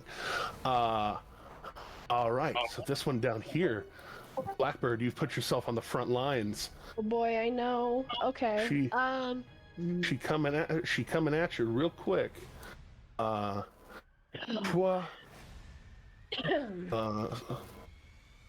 Disadvantage for the first swing, so that makes it a. There we go. That makes it a 4 with the disadvantage and the bane. So her first arm reaches towards you, and that same purple energy just grabs and stops, and the other hand reaches forward, and it snaps out of that purple energy, hitting you for 3 piercing damage. Gee, okay. A concentration check on your hex, if you please. Yes. How do I do that? It is a Constitution saving throw. Okay. Oh, got it. Oh. I think that's a 1. No, that's an 11. Oh, is it a... Wait, what? That's a total of 11. That was a 7 plus 4. Oh, I see it. Never mind. I can't read. It's fine. I'm just a bit... You're okay. It's all good. That's why I'm here. I am here to make sure the rolls interpret. So as she slashes across you, you maintain your hex. That is all she gonna do. Eridrin, you are right there. Any more room on the little thing that I can and throw? Throw speaking. What? That was that came through robot again, just so you know. It did. Ro is short for robot. I didn't hear. Hey, Nailed it. is there any more? Am I clear now? We good? Yes. Now It's a little better. Yeah. Awesome. Is there any more flat room or like room on that flat surface that Akira and the beast are on? You could try and squeeze up and in and around that space. Go ahead and make another athletics check just to see how deftly you can maneuver yourself. The dice is rolling.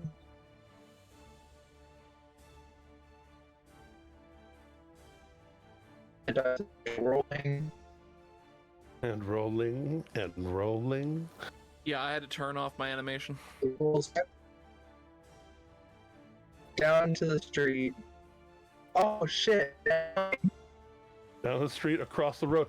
Okay, so better than that, you climb up the side and kind of like up the side of the nest and plop down right behind her, giving yourself a +1 because you are now flanking. And that only using your movement, not your action. Hell yeah. In that case, let's screw some shit up. I'm going to pull out my greatsword at this point and just try to clean this in half. Honestly, like we're going for blood. Oh yeah, no, she's definitely going for blood on Akira, so might as well. Don't mess with my damn siblings. No murky. Oh, that's a hit. Dirty 20. Whew. Dirty 20. Hell yeah. Let me roll damage. And that would be +3. Awesome. All right, so dropping in behind it, and actually drawing your silvered greatsword and just. But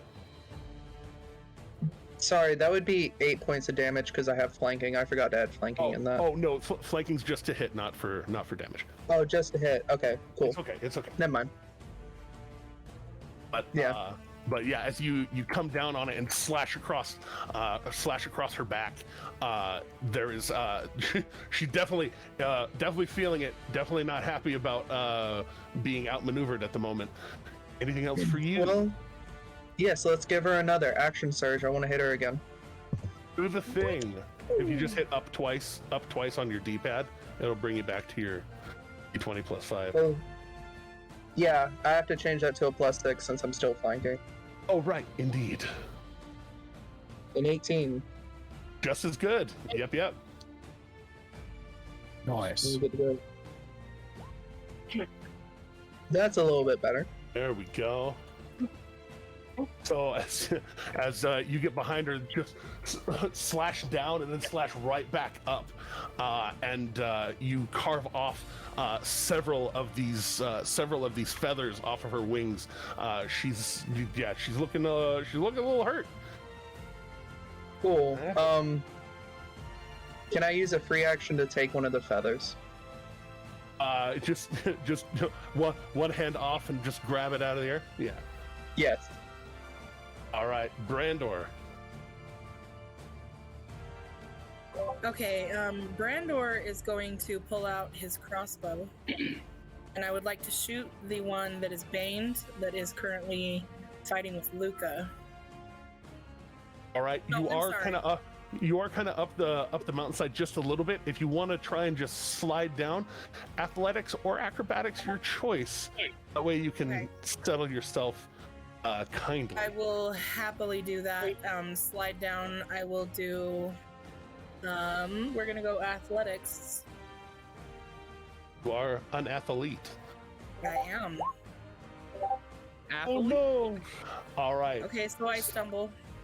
So but I mean, there's only one way to go, but down where I wanted to go. Yeah, you let go and you go for your crossbow. As you try and like balance yourself on the way down, go ahead and fire. The shot will be at disadvantage, and you're gonna land prone right here. All right, I misspoke. I was actually intending to shoot the one that is fighting with Blackbird, and then I'm going to action surge and fight the one that is attacking Luca. Okay, perfect. So You pinged the right one by Blackbird. So go ahead and disadvantage shot on the one by Blackbird, but then you can basically just stand up. Stand up. Well, just kind of like putting it all together as like one maneuver essentially. Fair. So, but yeah, when you go to engage the one that you're next to, yes, you can just stand back up. Okay. Disadvantage is a. I like to respect the natural 20s, and I like to respect the natural ones. All right, so the first shot, as you let go and just like you're like, oh, I can handle this. You go to fire, and you just slip just a little too much, and just like butt on the ground all the way down. Fires goes a little bit, almost hits, but goes a little bit above, and then as you land, you just and just stand yourself right back up. Your action surge. My action surge, I will attack. Do I have flanking? You do from that side. And you said that was a +1, not advantage? +1 to hit. Okay.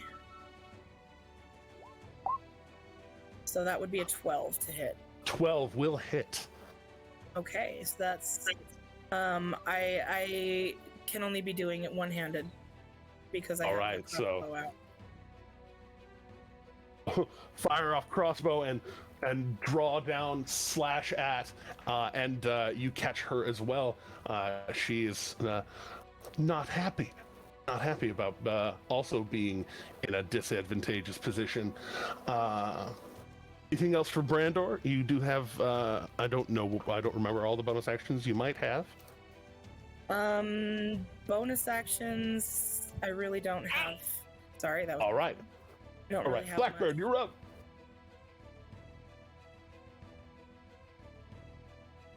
Can you hear me now?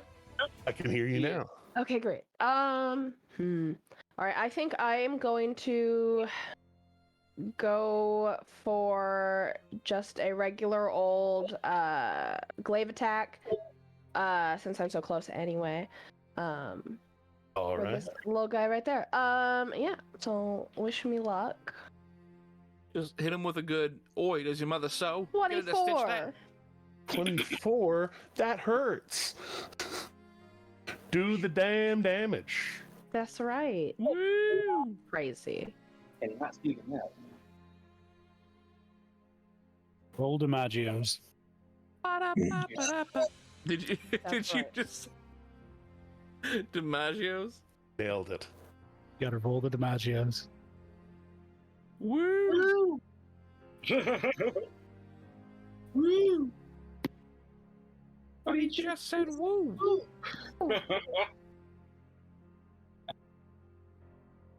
That was just air leaving his body. But where's the damage?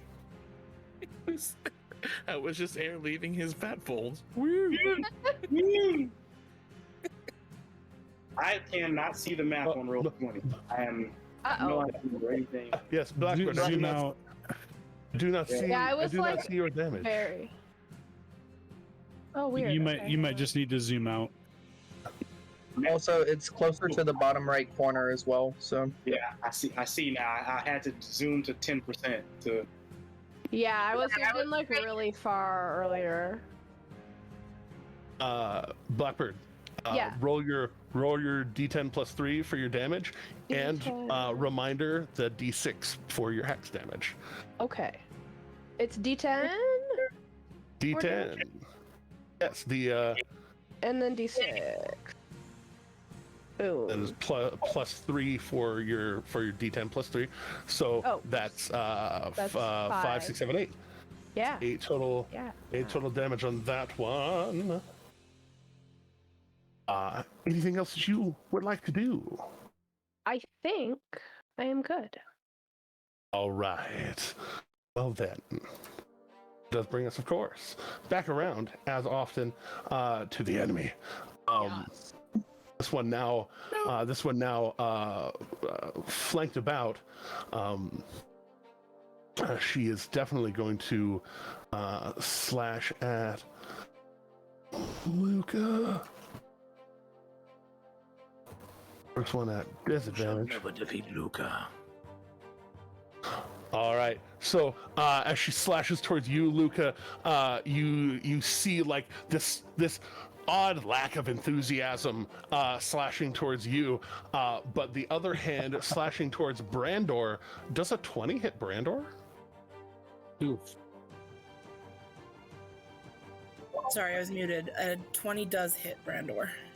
All right, that hits you for 7 damage as it slashes across you. Fair enough. Actually, I think I have a save with Shieldmaster. Sorry, 1 second. If a effect that targets only me, I can. Well, it's a deck save. Okay, then 7 points of damage it is. All right. Or do you have the interception fitting style? I do not. Okay, double checking. All right. Come back around. Top of the turn, Alec, you're hold on. I accidentally only grabbed one of those things. Horses continue. Oh no. Oh no. Oh, jeez. Okay. I kind of assumed that they would just kind of get out of the way and stop. But never mind. This is how you actually lose the horses. Hi guys. Sorry, I was trying to save the horses, and I did save the horses. I just a little too well, I think. You saved the horses, but didn't save them. Speaking is a free action, right? Speaking is a free action. Can I call to form and function to try to get them to stop? Well, right now you are up engaged very heavily in a mountain nest, and do not see them. Really? That's a shame. Alec, go ahead. Okay. Alec feels stupid. Anyway, what happens is I'm gonna go ahead and can you guys still hear me? Yep. Yeah. Good to go. Good to go. Okay. Sorry. I think the music cut off for me, so I was like making sure.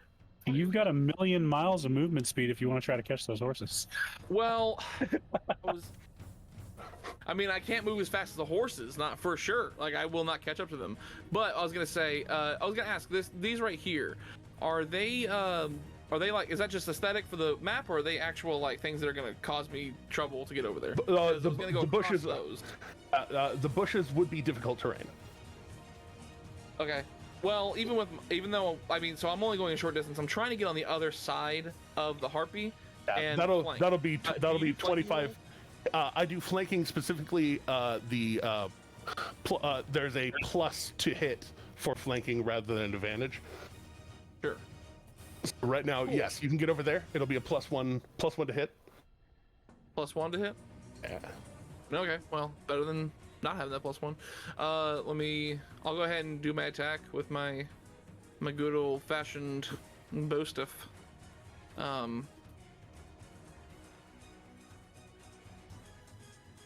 I can actually get my attack open. There we go. Sorry, computer's being stupid. Understand.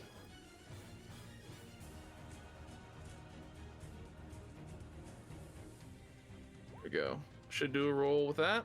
There goes a 10. As you jump around, fly behind, you try and pin down the wing with your staff, and it just barely pulls out of the way. Okay. Then what I'm gonna do, I'm gonna go ahead and use a key point, and I'm gonna do for flurry of blows. I'm gonna do 2 unarmed strikes on this thing. All right, go ahead and swing away. Okay. Here, get that.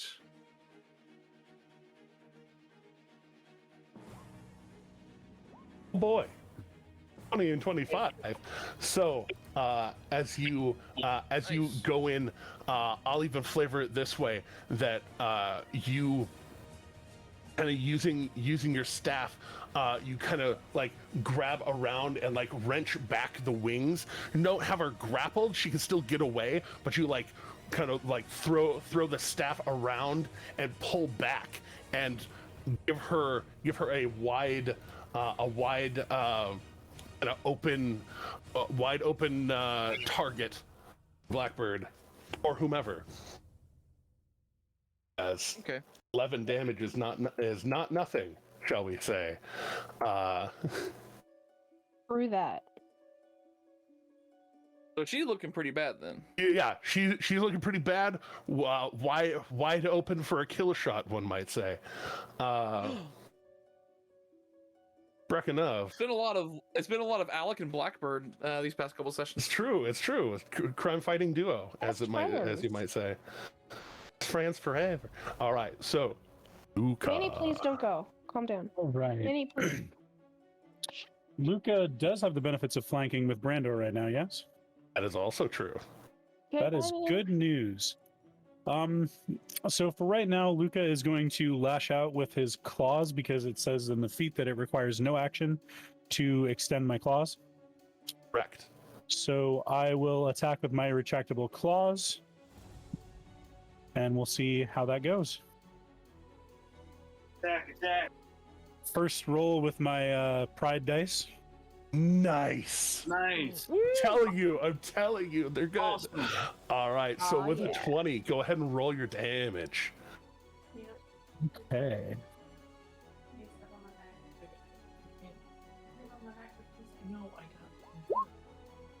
Nice.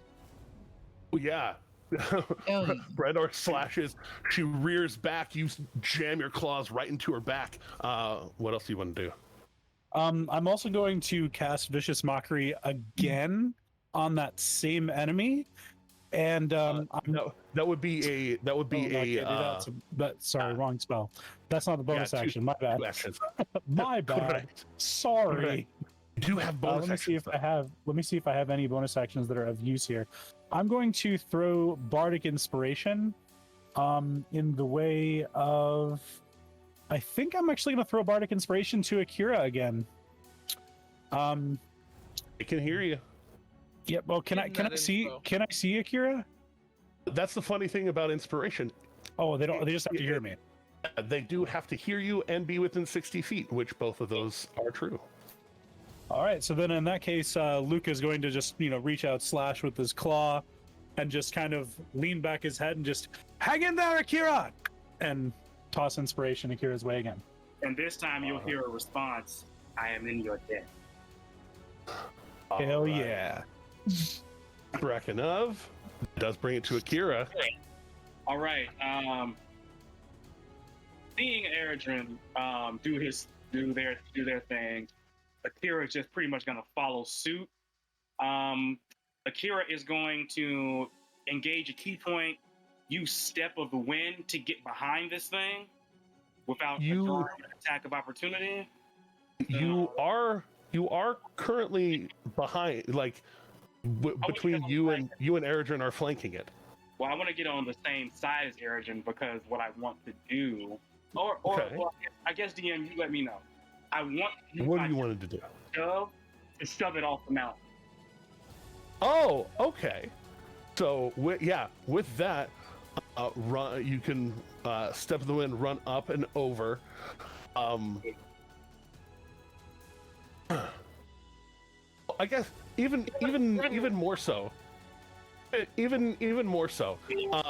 That would just be movement, and since I just call it difficult terrain there in the nest area, so you can get all the way over to there. That's only 30 feet of your movement, and then you can convert both of your unarmed strikes into shoves, which are athletics checks. So you can do an athletics check, shove back, and then use your bonus action regular unarmed strike for another shove attack to try and shove her all the way off. Gotcha. Okay, that's fair enough. I'll start with that. So I'll just use the same stats as unarmed strike. This one, it's for that it would just be athletics. So It's a total of 18, but with it being an athletics check. I'll just crit on it. It's a +4, so it's one. It's only one less. Hey, look, I rolled. Yeah, 18 ain't bad. So 17 total there. But she's also baned, so a total of, with Bane, 1. Her first shove shoves her back, and you're able to step forward, head, and throw hands one more time. As it shoved that first time, does that give an opportunity attack? A forced movement does not give. It's leaving. Forced movement does Yeah. not provide There's a opportunity attack. yeah. Unfortunately, not. Because you can throw that D6 to try and up that if you would Oh like. yeah, that's right. That's right. Level 2. Level 2. Hey, what's that 12 get me? Oh, well, that 12 does get you because this one was a natural 5 with a -1 off of the Bane. So with her very strong 5 total,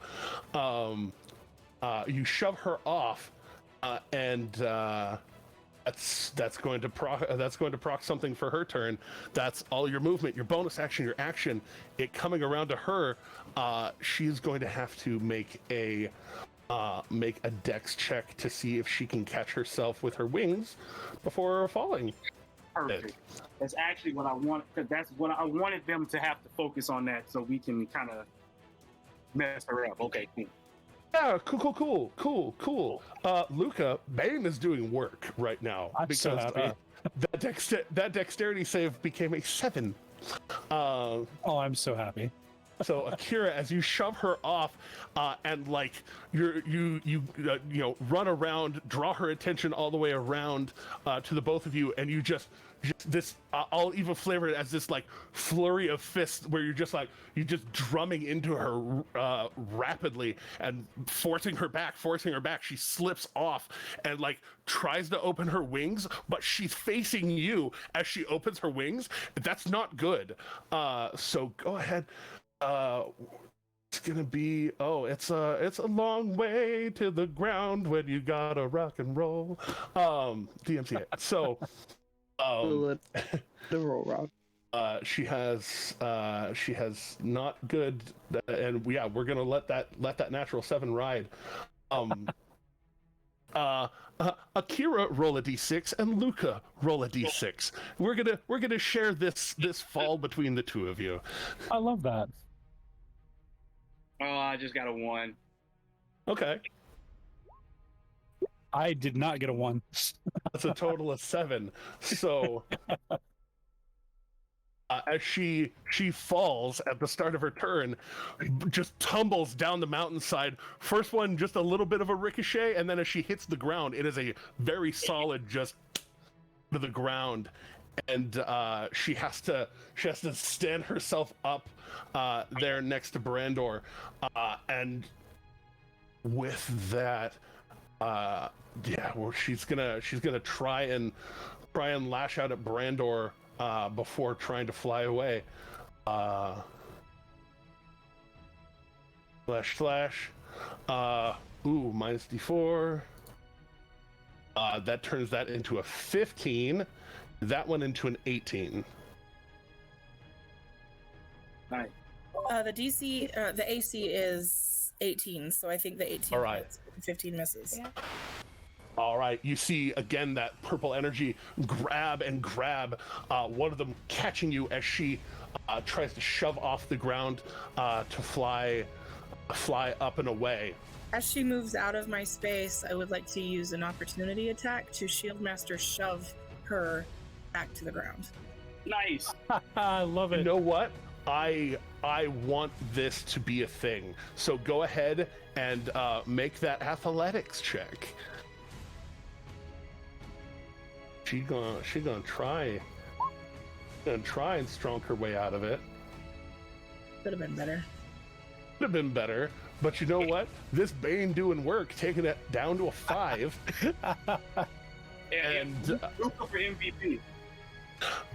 and so as she slashes at you twice and turns to try and fly up, you just reach your shield over and just grab and down onto the ground. It doesn't shove her prone, but it does stop her from taking off.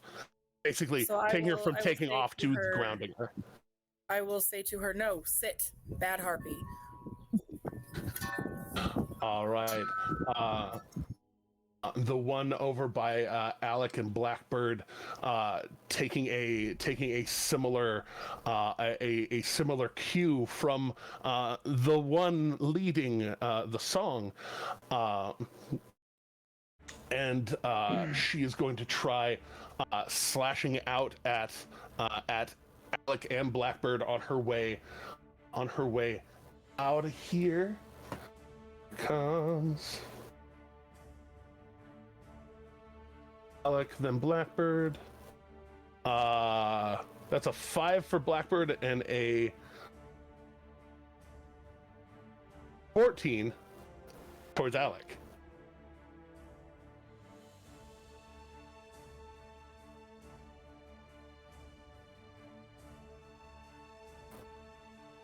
I'm not hearing people. People Right. talking. You're muted. I'm here. Yeah. I apologize. I forgot I was muted. Yes, that is not going to hit me. All right, cool. I Okay, love it. just making sure. All right, so Blackbird and Alec, she just lashes out towards the both of you, pulling her wings free, trying to take the retreat as she goes to fly away.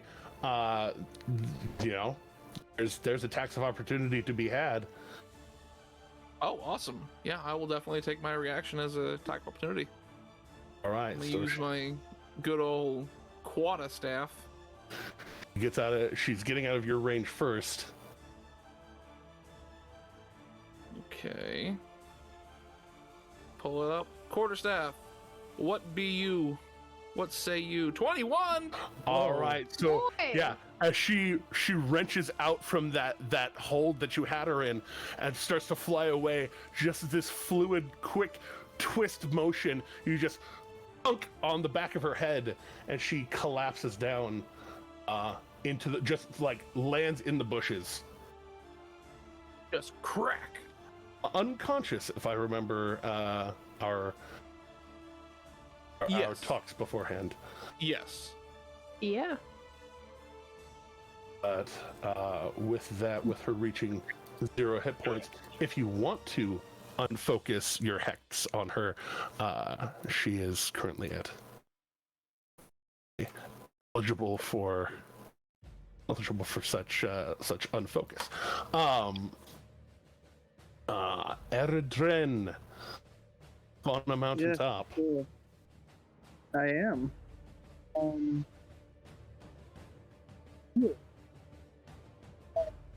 And I just sent the harpy we were fighting down the hill.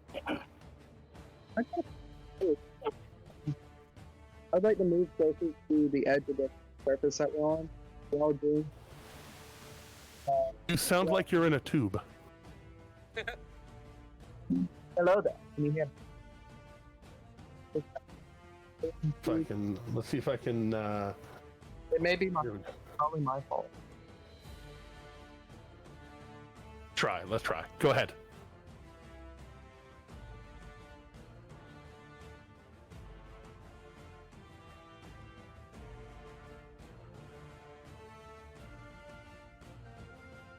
Technical difficulties, it seems. Technical difficulties again. That's the name of this episode. For sure. Yes, right now there's silence. Hello. Oh, Hello. Hello. hello. Yeah, I think we lost them. Heard hello, I'd like hello.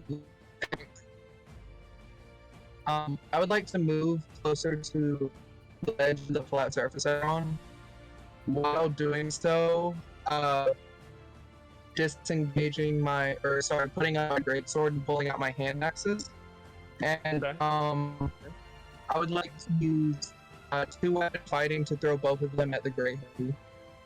All right. So at the moment, to be able to achieve that, we'll go ahead and just dropping your great sword, pulling both your hand axes out. Go ahead and she's just out of the short range of your hand axes. So these are going to be disadvantaged throws, but you can throw both of them. That's fine by me. Is there, through Roll20, is there a way to do at disadvantage? Yes, right click on your attack. It should be able to toggle advantage or disadvantage. Huh. D20, right click on it. Wait, you know what? That's wait, confusing. in Roll20, it Yes. is D20K or KL1. Or I could actually type it in the right box. Here we go. 2D20 L1. So it's that plus your modifier. Awesome, thank you. No worries. Sharing knowledge. Sharing knowledge. Do. Share knowledge. Because knowledge is power. And also money. That's also power. All right. That's a 10. The first one On my first. flies down, and just as she's starting to take off, you throw, and then Brandor grabs and drags her down, just barely missing over the top of her. Go ahead and just hit up, enter should get you rolling again. An 11 will hit. Okay. So for that one, unfortunately with this, I cannot add my mod to it, so it would just be /R 1d6.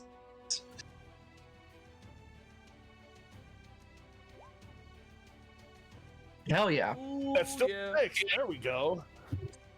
Oh, so hurling down. One of them just goes over the top. The second one slams into her wing as she's dragged down. Well done. Bonus action. Anything else for you? Can I use the rest of my movement and my bonus action to retrieve my greatsword that I let go of? Totally. Just scooping it back up. Yeah. Dusting it off real quick. That's all I'll do. Akira's gonna flash into Eredrim's mind. Do you think all our days will be like? Unfortunately, I feel like we've got a lot ahead of us like it. This is strange. Andor, as you drag her down, you see the axes.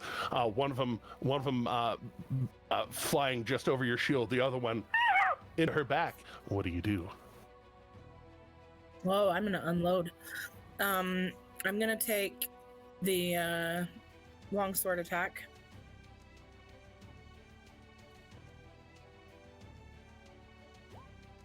Uh, 16. Definitely hits. She's looking real bad.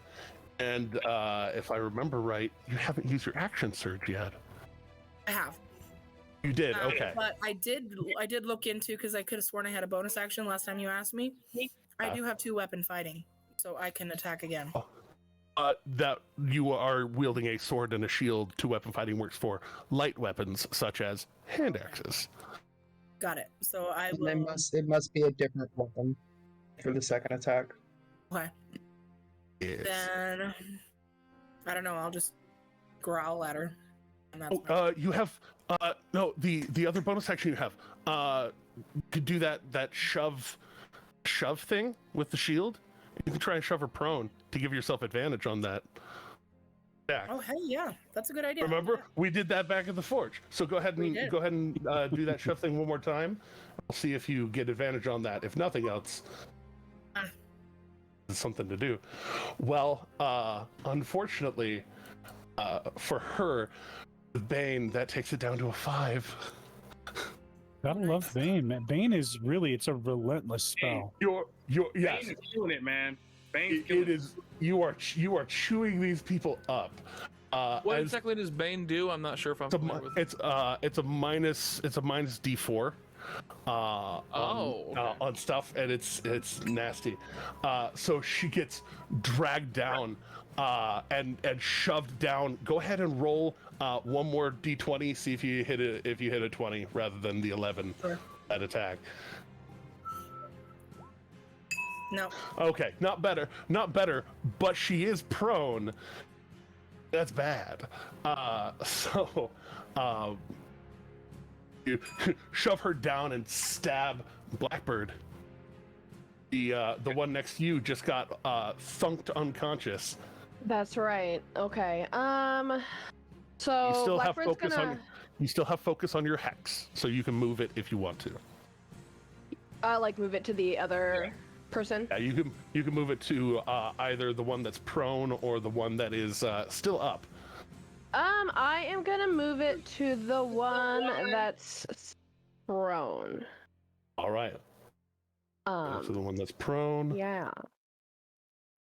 And then Blackbird's gonna ask Alec, "What do you want to do with this unconscious one?" And kind of like taps it with their shoe. Right now, he just kind of goes like, Proof. sorry, that caught me off guard. He just kind of, what are you gonna do with this one? This one. Yeah. Like, well, I ain't gonna bother nobody for a little bit. Blackbird nods, because that's true. So he's just like, yeah, like he's just. I say we just focus our efforts on the other two. Or if you have any ability to get those horses back any way faster, it seems like they're going all the way to Hupperduke without us. Oh crap! Oh, I hope You're right. Too funny. Let's see. Oh, no, They're so far up there. This horse is getting away. Do I have any action that could possibly get our horses back? At the moment, I mean, they're pretty far away. You could try to animal handle, like try and like whistle it back or something. whistle them back. Does anybody know Dimension It'd Door? be pretty hard at the moment. Level 2. Level That's 2. true. That's $2 cash. Okay. Nailed it. That's right. So I think Blackbird is just gonna focus their energy on the two over here. Gonna try and do. Can I do Eldritch Blast from where I'm at, or am I not able to? You would need to clear out just a little bit, because there's bushes in your way. But yeah. But stepping forward, shooting this one would be regular. Shooting this one would be at disadvantage because they are prone. This one is much closer. This one is much closer to their demise than the other. Fair.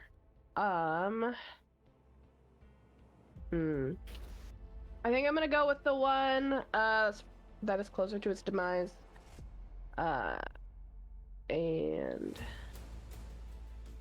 gonna be 19 and 8 damage. Ooh. Wow, All wow. right. Love it. Oh, the one closer to its demise. So roll. That's disadvantage. So roll one more to hit, and we'll take the lower of the two. But if you hit, this is it, because you also get to roll a d6 of damage on top of it. True.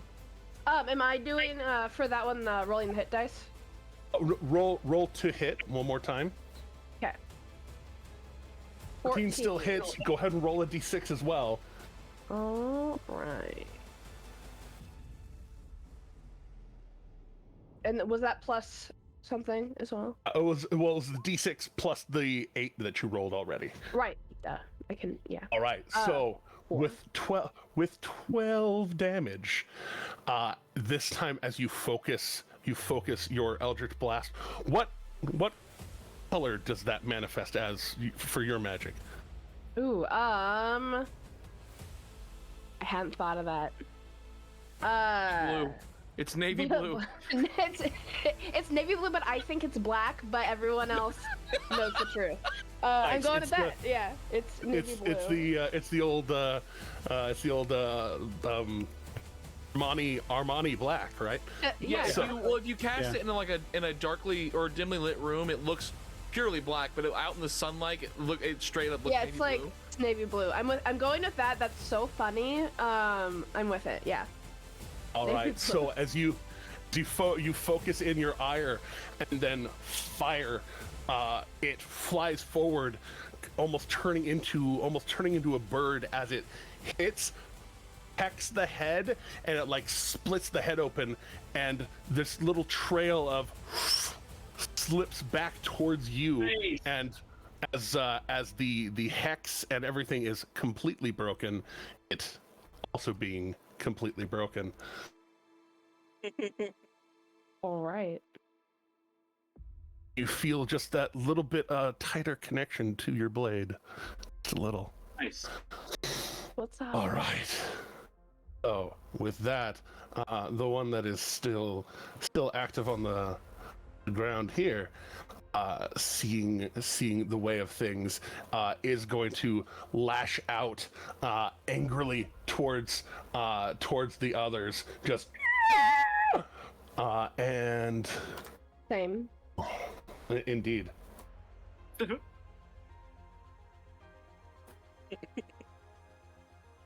All right. So Saming a harpy. It's hilarious. Saming a harpy, indeed. So Same. Same. Hey, fam. All right. So it lashes out and scratches across the back of your armor, Brandor, but no hit on Luca. However, Luca, you get slammed in the chest for 10 damage. Concentration check, because No point. There's nothing left that's affected by it. I'll just let it go. I'll say technically this one is alive, just not conscious. I'm just ouch town population you, bro. And she is going to try and take off around and out into the open sky. He's not safe there. We get to swing, right? Yes, you do. You get to swing back, Brandor and Luca both. He's not safe in the sky. You should know that. Oh, they are not safe in the sky. He doesn't know that? No, they're not. All right, Brandor, you connect on her way out, and the claws connect too, so that's 8, 6, 14. She's doing real bad as she's flying away. Alec, she's about 40 feet up there. You do. I don't know if there's anything. I mean, I can. 40 feet from me. No, she's 40 feet in the air in the position that she's at. Oh, okay. I started to say wow. like she looks more than 40 feet away from me. But yeah, unfortunately, I won't be able to get to her. But what I'm gonna do, I will dash as quickly as I can to her. Not dash, because that is a thing. I will run as quickly as I can to close the gap between me and her, and I'm gonna, in a last-ditch effort, just try and clip her wing with one of my silver darts. All right. That'll be a disadvantage throw, but you can get to right there. That is within the long distance of a dart. Go ahead and hurl it. Okay, let me see.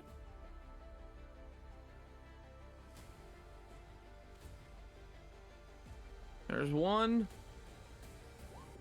and then there's two. All right, the lower of which is a 15. My question stands. Are you throwing to wound or throwing to kill? Throwing to wound, and obviously you just get to the ground. All right. So as you run forward and just flip out one of these silver darts, it's a little heavier, but very comfortable in its grip, and you. It end over ends and just right into the wing, right at the joint, and you watch as she spirals down and just into the bushes is looks like she took a nasty clunk as she landed. She too being, well, not the big X, little one. Yeah. So with that, yeah, he's gonna see that and just kind of go as now that he sees all the enemies and all the dangers out of the way. He's gonna start darting down the road. Gonna go towards those horses. All right, use the good old classic bonus action yeet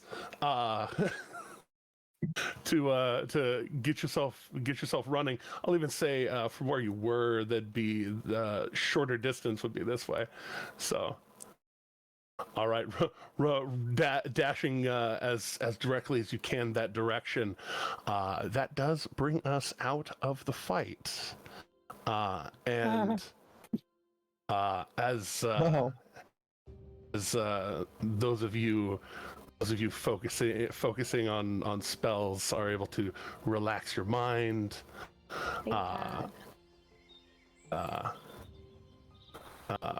Blackbird, you've mostly taken beings down, subdued them, brought them into some sort of custody. Yes. That kill was as so the brutal. energy pulled back towards you and pushed into you as a charge, excitement, infusion.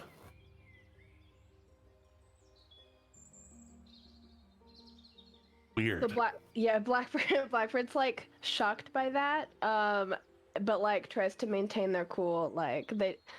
Everything's fine. Everything's fine. It's fine. Everything's fine. Akira is going to message Eridrin. Should I retrieve the horses? What was that? Should I retrieve the horses? That is an important question. Are you comfortable doing that? They nod. And Go for it. then they ask you another message. Look in your chat. They send you another message. Yeah. Chat. Are you comfortable showing present company that? Mm.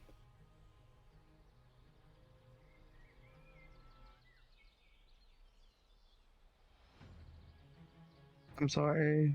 Sorry, I didn't answer your PM earlier. Oh, that's fine. It didn't matter because they got killed anyways. Right.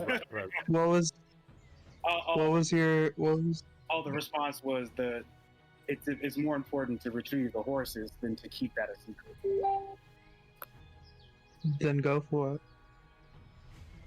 Kira is going to back up against whatever space they can find up there to kind of like get a running start. They're going to engage a key point to step of the wind to double their jump distance. They're going to jump off the cliff and then manifest their psychic wings to go after the horses.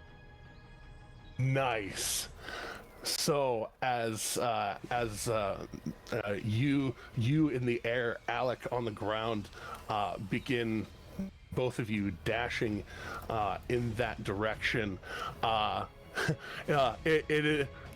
Where everybody else seeing Alec running that direction, Brandor, Luca, Blackbird in particular. What are you all doing as there's an obviously crashed harpy here and an obviously crashed harpy over here? Brandor is going to go inspect the body that started this whole thing and maybe find some identification, get word of his fate to his family, or see if he has anything on him. Okay. Go ahead and investigate, Luca. Mm-hmm. Luca is just deadass staring as Akira goes soaring off the mountainside. Like he will do nothing productive for this moment because he's just kind of like, wait, what? And the wings that you see are purple, are like they start off green and then they kind of go into a gradient purple. So it's like it starts off green connected to his body, and then as it gets to the tip, they turn purple. But they're ethereal.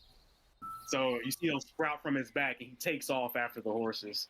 Well, everyone over here is going to see a very cartoonish Luca's jaw unhinging and hitting the ground.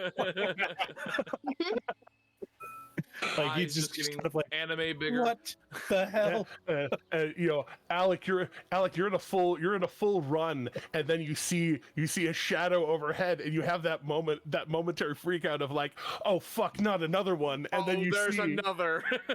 and you grab for a dart, look up and see, and I'm not going to tell you what you feel, but Kira has spectral shimmery wings coming off of their back. Now, if they're spectral, and I'm looking up, and there's sunlight above you, am I able to see through them? Well, not even with direct sunlight coming through. They are. You could see like some of the clouds and stuff above through them. Okay. Wow. And from your perspective, as close as you are, and both of you keeping pace with each other, with you know some of the clouds contrasting a little bit, you can see little flecks of almost starlight in the parts where it gets dark purple. That's cool. And as the two of you run forward, I'll let y'all choose which of you gets to roll the animal handling with advantage. Well, I know form and function because they're the horses from the yes. my employer. So yeah, I am familiar. All right, then I'll let you roll it, and the DC will be lower because of the circumstance. Yeah. So. First one's a 22. Second one's an 18. Okay, yeah, 22. They ran for a good almost 30 seconds at full gallop, and they're laden, so they're only running about 40 in comparison to the two of you who are also able to maintain that speed. And Akira still only 40, quote only. But as Akira whistles out, they start to slow down and kind of come to a slow canter, come to a stop, and just kind of pull over. Just kind of they look like they're heaving just a little bit, but yeah, I land in front of them. I pet their heads. And I give each one like a little quick little forehead kiss, and just let them know that they're safe and okay. And then I message Alex because I'm sure I saw him trotting along. Oh yeah, so, both of you got speed, and so when you have your wings out, what's your flying speed? Is it faster? I engaged step of the wind so I could get the bonus, so I could kind of move a little faster. So like at that moment I was 80 feet, but normally it's 40. Got it. Cool. Yeah.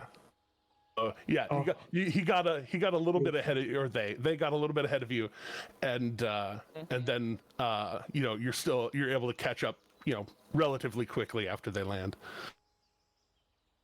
Okay. So yeah, as you approach, you hear Akira in your mind, "Thank you for taking such good care of the horses." He looks at you and he just says, "Well, yeah, I ain't about to let even if they weren't even emotionally attached to you, this is still something we need anyway. So I'm happy to do it." Thank you. Yeah. So I know Alec will jump on there and just kind of like assess and see if like all of our belongings got like anything got missing or anything like that, like anything got thrown off the wagon or something like that. I guess it was running wild, so things weren't. Well, they weren't exactly running wild. They were encouraged go. That's right. Alec did. And Alec gave them the proper order to go forward. Okay. And so as they were running out of concern, they were also running out of command. And so okay. it wasn't completely panicked running. They were able to be stopped with kind whistle and keeping pace with them enough. And so, with that, Alec will just kind of look and just kind of see that everything seems to be in its proper place, and everything's like, well, they may have ran fast, but they ran smooth. Akira nods, gives you a nod and a shy smile. Yeah. And then we'll just hop on the cart and start guiding the horses back towards the party. Yeah, let's get back there. And Brandor, as far as your investigation, part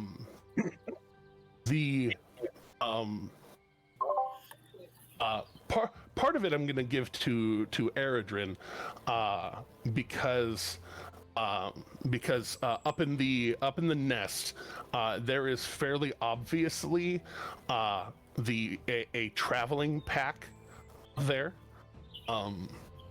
You may consider it a full explorer's pack. Basically another backpack, another batch of supplies for you. Except it is missing half of its rations. So you can find that fairly easily up there in the nest. There's other bits of bone and old meat up there. Most of it not person, but it's not super great up there. But Brandor, on the person's person, you don't find any traveling papers. Eredrin, you also don't find any traveling papers up there, but you do find their longsword is fairly nice. It has a particular pommel on the bottom of it. Let me make sure that I describe the marking correctly via my equipment here. There we are.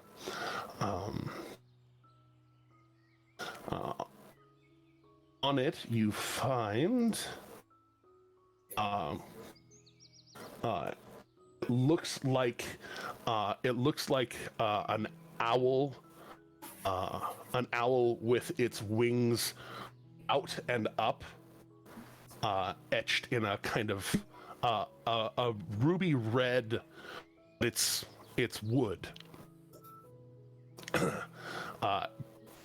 Inlaid into this metal pommel, and beneath the owl is a what looks to be a crown with 6, not spikes, but it looks almost like the upper parapet of a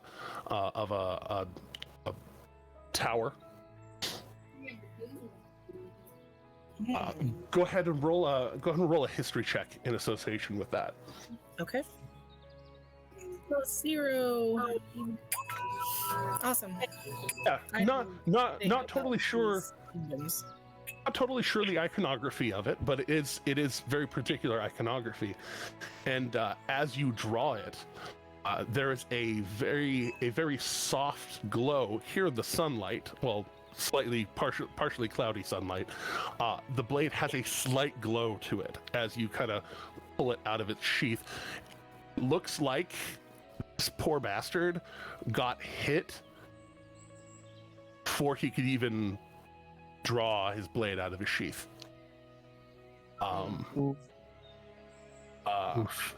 Though his armor is the armor itself also looks untouched. It looks like it's this studded leather, and it's pretty nice. it's compared to the rest of it, his clothing blood-stained, pierced. It is not showing nearly as much wear. Okay. I'm going to try. I'll carry him off into. I want to try to find somewhere just nearby that is kind of a beautiful place. Maybe here, I'll use my ruler to indicate where I'm looking, like in this little copse of trees down here. Kind of a pretty spot to bury him.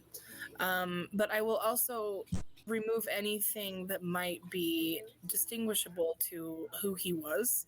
So unfortunately, I'm going to appear as though I'm robbing this body with the intention of trying to return his possessions to his family if we ever find out who he was. Okay. Assuming you perhaps communicate that to the other, now 3, as Eredrin is coming down the mountainside as well. Able to much more cautiously, much more cautious lowering of oneself rather than the panicked fast trying to. Yeah, no kidding. And just to be clear, this person is fully dead. Like, we are 100% sure that they are not. Yeah, no. God, what a good question. Oh no. The edges where the armor kind of like ties together, there are definite piercing. Having been up close and personal with these harpies, it looks like he suffered harpy claws over and over and over and over and over. I was just making sure that there was absolutely no chance of saving this person, that they are actually dead. I just like that question. Like we're sure he's really dead. I'm not dead yet. Sure he's dead, right? Can we make sure? He's badly injured. Yes. Yeah. Can we leave a failsafe in the burial site in case he isn't? They are exsanguinated, to use a $4 word. Very well. Exsanguinated. Ooh, I like And to use a word which won't get us in trouble. I have a question. Before I come down, can I investigate this nest a little further? Like, more specifically, are there eggs in this nest? Go ahead and investigate the nest. Let me make sure my mod on that. And while we're coming back, I'm gonna make a point to stop by the harpy that I threw the dart at and just take my dart back. Love it. Easy enough. 15. So with a 15, as you look it over, right now, there do not look to be any eggs currently here. Damn. But what you do find, well, let's see here. I'm gonna double check something here, because you might actually find something. Here we are. Find something. Let's find something.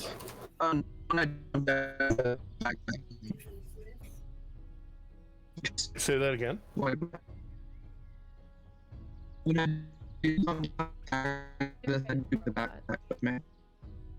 Sorry, bud, you're breaking up real bad. Yeah. You are breaking up pretty bad. As you check over under some of the wrappings of rations and things that are kind of strewn about amongst the bones, you do find 3 vials. That while they aren't labeled, they are etched, and they are etched in a way that portrays that the red liquid within them is meant for healing. Nice. Hell yeah. 3 regular potions of healing, one might say. I think Luca would go over and I guess grab the unconscious harpy that's just down over here. Just grab that, pick it up. It's not dead yet, so I'm going to at least carry it probably back over to where the wagon is, and I think Luca will just kind of look a little bit annoyed and start tying it up. And do we know if harpies are something that can There's a speak? simple When you get over there, Alex gonna see you like doing that, and he's just gonna be like, "Hey, listen, you can do what you want to it. I've seen too much bloodshed in my life. I'm not gonna kill things if I can help it." Do we know if they can talk? Can they talk? Probably, but probably a language we don't understand. Is there a check I could make for that, maybe, to find out if these things can talk? I'll take History, wouldn't it? I'll take history or nature. Akira is All right. going to message Eredrin and tell Eredrin, I can ask the bird in question. It speaks the language. Oof. You're not entirely sure off the top of your head.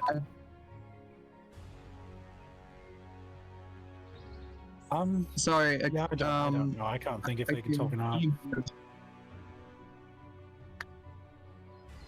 Was that Eric? What was that, Ro?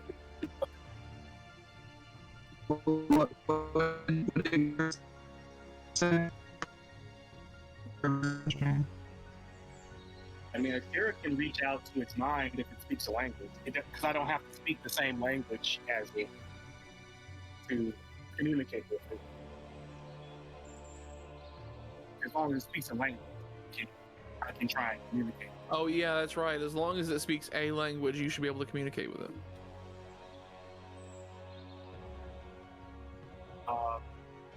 Akira will get within 30 feet, but won't do anything until Eredrin is like next to them.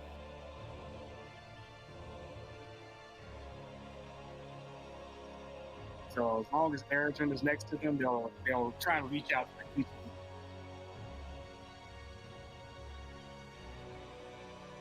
All right, Luca, as you're tying them up, go ahead and roll a sleight of hand check, in fact.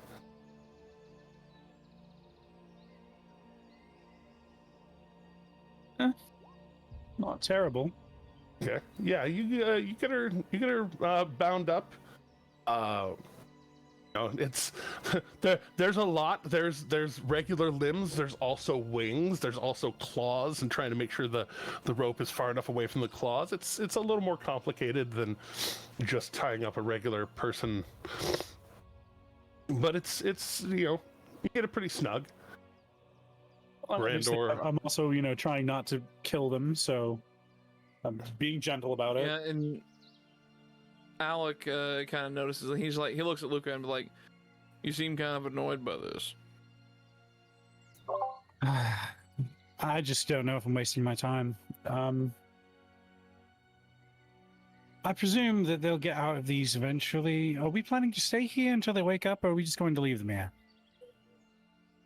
I mean, it's whatever you want to do. I think we should just tie them up, let them loose. They'll be able to get out of it eventually when they get strong enough. But the way I see it, these are animals. I mean, they may be intelligent and have their own language. I don't know. But when you have a snake come at you trying to attack you, is your first instinct to kill it or just get away from it? Usually it's to get away. Gonna jump in. But Yes, it is to kill. I think they were following the orders of the big one. The big one is dead. They're no threat now. And I don't see them coming after us for revenge, let's be honest. It didn't go well for them the first time. That's my point. They're animals. So it's as a matter of, that's the reason why I say I try not to kill things, because I mean, like I said, if it's just an animal, it's just trying to eat, it's just trying to get by. Now, I don't know, these may be more intelligent than that, but they don't tend to be very nice. And just like the way you don't really kind of hang around snakes, you try and get away from the snake, or you try and either that or get it into a different place before you kill it. At least that's me. That's how I stand. I could leave them here.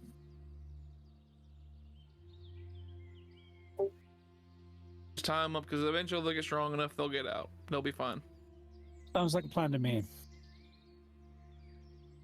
Besides, if they But are then intelligent, there's a chance that it might come in handy that we spare their lives. Well, I mean, that's true. But there's also to kill others along this road. Well then, That is making all. sure, Erdrin, I just got your private messages. Was there anything else you wanted to do? No, that was for the looking for eggs. Have you back? Do you have back? That's a good question. Can you hear me? I can hear you just fine. Sorcerer Supreme Pizza, can you hear Ro? I can also hear you. If I am the problem, then I am reset. Because I'm here. Here you are. Maybe on shoddy Wi. Yeah, I can Nope, hear you. nope. This time it was just a matter of my thing not working. All right. Was there anything else you wanted to do? No, I just wanted to look for the eggs, but I am going to grab my axes when I get down to the bottom. Yep. Getting down, picking them back up, dusting them off, getting the harpy bits off. As y'all tie up and prepare to leave these other harpies somewhat more destitute, surviving with their lives. Brandor hardening himself over to dig while everybody else does their thing. Is there anything I don't actually know the answer to this question. Does Brandor call out to any deity in laying this being to rest?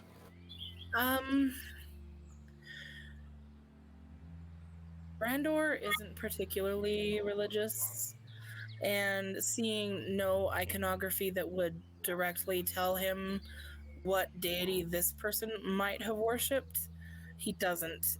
But he does go find a large rock as a headstone, and he's going to draw the symbol that was on the sword pommel onto the headstone, and then he's going to write today's date and the word unidentified, slain by harpies. That's cool. On the headstone. Really fair. Yeah. That's very cool. All right. So bring. That's a little too big. That was very cool. That was very cool. Yeah, no, I think that if this was a Bethesda game, you would see a thing up at the top left corner that says like, "Everyone will remember that." Everyone. Yes, that. this will be important later. Indeed. So as you dig and lay a stone, you drawing that symbol. I'll say particularly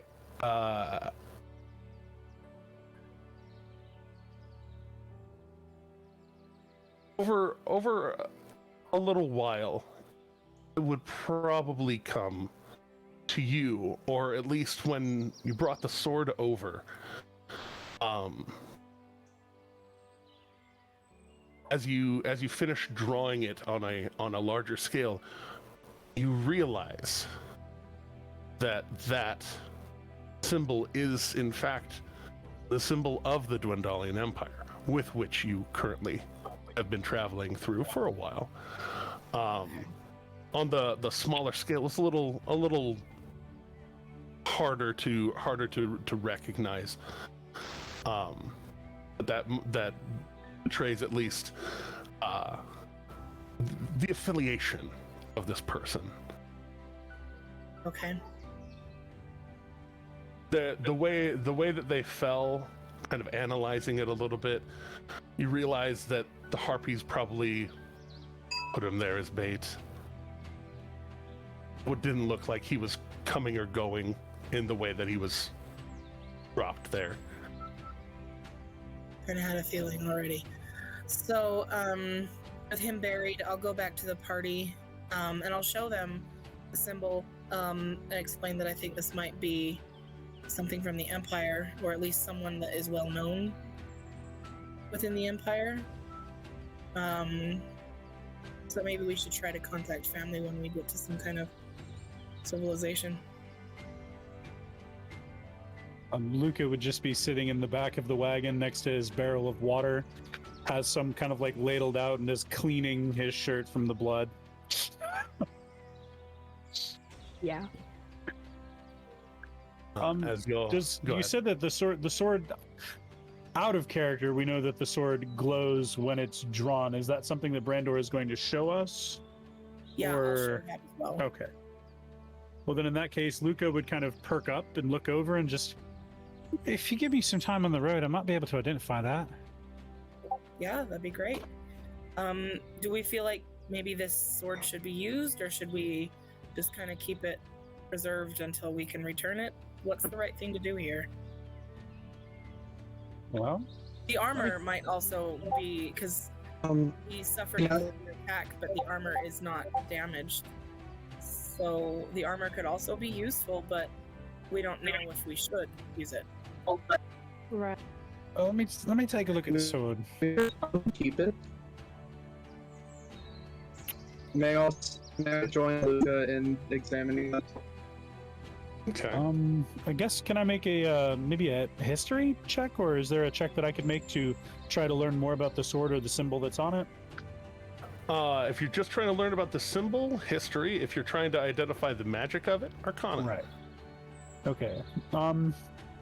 Then in that case, I will actually, I can wait to use like detect magic as a ritual when we're on the road. I don't have identify, so I can't go Okay. like too crazy. But so for now, I'll do the history, and when we're on the road, I'll do an Arcana. And I might roll great. I might roll bad. I rolled bad, so Yeah. no dice. It's definitely a symbol of the Empire. The importance of it being on the palm of the sword and all of that. Not super, not super well versed in that. You're from the Menagerie Coast, slightly different kingdom, but it is well made. And go ahead, Eridrin. You also were talking about trying to suss it out. You two could make Yeah, I want to History see if I can tell.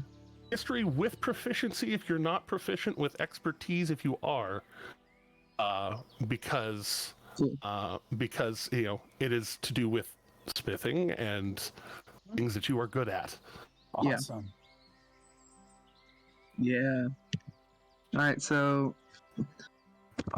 nope, that's Reddit. /r 1d20 plus. Let's see what the mod is on that. Oh, that's great. And this is investigation history. Sorry. History If history is investigation, intelligence. Yes, they're both intelligence. All right, I'll go investigation. So plus proficiency, plus that would be +4. Rolling the dice. They roll down the street, across the town, just a There it 10. is. With that, it does look like workmanship that you recognize. This is workmanship Nice. that probably, at least pre-enchantment, probably went through Fisher, the Silver Fisher. Uh-huh. The guard is a little bit different, and you're pretty sure like there's a little bit of rune work on the guard, kind of perhaps holding the enchantment on the blade.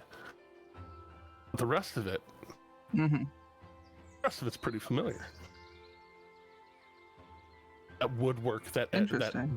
woodwork metalwork combination there in the pommel. This was probably made for a soldier of some, at least some repute. Nice. Cool. Wait, so if I remember correctly, there's this little thing I have. Respect to the scout folk. Well, next dwarf I come across, I'm bringing this to them and being like, hey, can you help me with this? Or I'm going to ask Brandor if I can bring this to them and say like, hey, do you know this? That respect to the scout folk expands more, and it's less about dwarves and more about craftspeople in general. So it's not even just respect to the stuff. You with your affiliation with Onyx and Ivory, would be able to try and seek out somebody who knows more about stuff, who might be able to help ID further. Yeah. Awesome. With that, just ritually detecting magic and looking it over as the travel day progresses and ends. Yes. Looking them over, the armor, the studded leather, has a abjuration magic laid on it. It's not very heavy, but it's definitely there. Protective magics, and then the sword evoking from the guard, and specifically up the blade. As the sun starts to go down, you are able to see even more clearly the result of that evocation. It is a light enchantment on it, a moon-touched enchantment on the blade. As the light around you dims, it stays bright. And, Very cool. sheathed it puts it out. Wrapped up, you can hide the torchlight of it, but it is a lightly enchanted blade. And is that a long sword, short sword? It is a long sword, in fact. Long sword. And can I roll an Arcana to attempt to identify the studded leather, or is that something I need to actually cast Identify for? You can roll Arcana. I'm not very good at this. Not a magic character. I am a social character. Yeah, or if anybody else has arcane history. Oh God. Oh, it's good. Oh, it's so good. I'm not good at this stuff. Luca is a social character, not a studied character.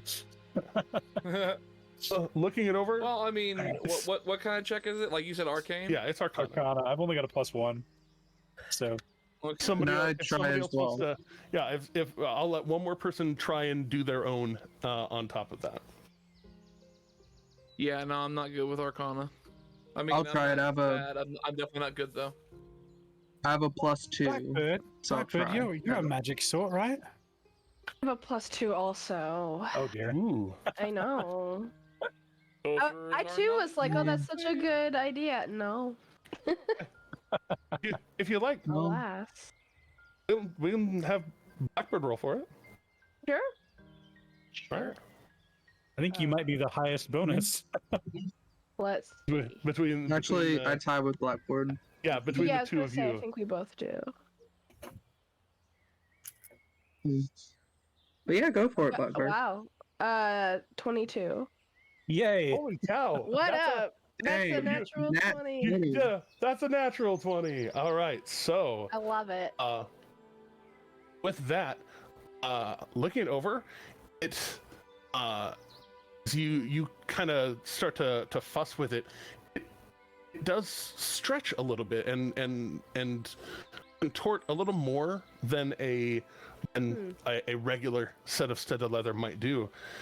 And as you look it over, I'm going to have you roll a d10. Ooh, okay. Da da da da da da da da da. What did I get? Hang on. The 6. Right, with a 6 on this particular armor. Ooh, that's a good one. You suss out that it is studded armor of necrotic resistance. Ooh. That is quite cool. That is very neat. Well, you're obviously So- much better at this sort of thing than I am. Blackbird just shrugs and says, I just did what I could.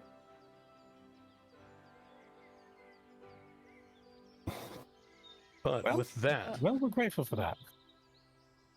ending this day of travel right here, I'm going to go ahead and just mark a little line denoting. I end of forgot session to like here. say something earlier because like I had things happen, but like after the events of the attack, Alec would have taken or at least gone next to Luca and just kind of like sat next to him, but like, by the way, thank you for helping me out in the middle there. I know I was pretty worse for wear, so. Well, sometimes bad things happen, and we do the best we can to get through them. Although, admittedly, right now I'm feeling it myself. Like, but I appreciate you taking time. No, I have Uh, this healing and- potion thing. Well, I've seen you run into the fray without any hesitation more than once now, so...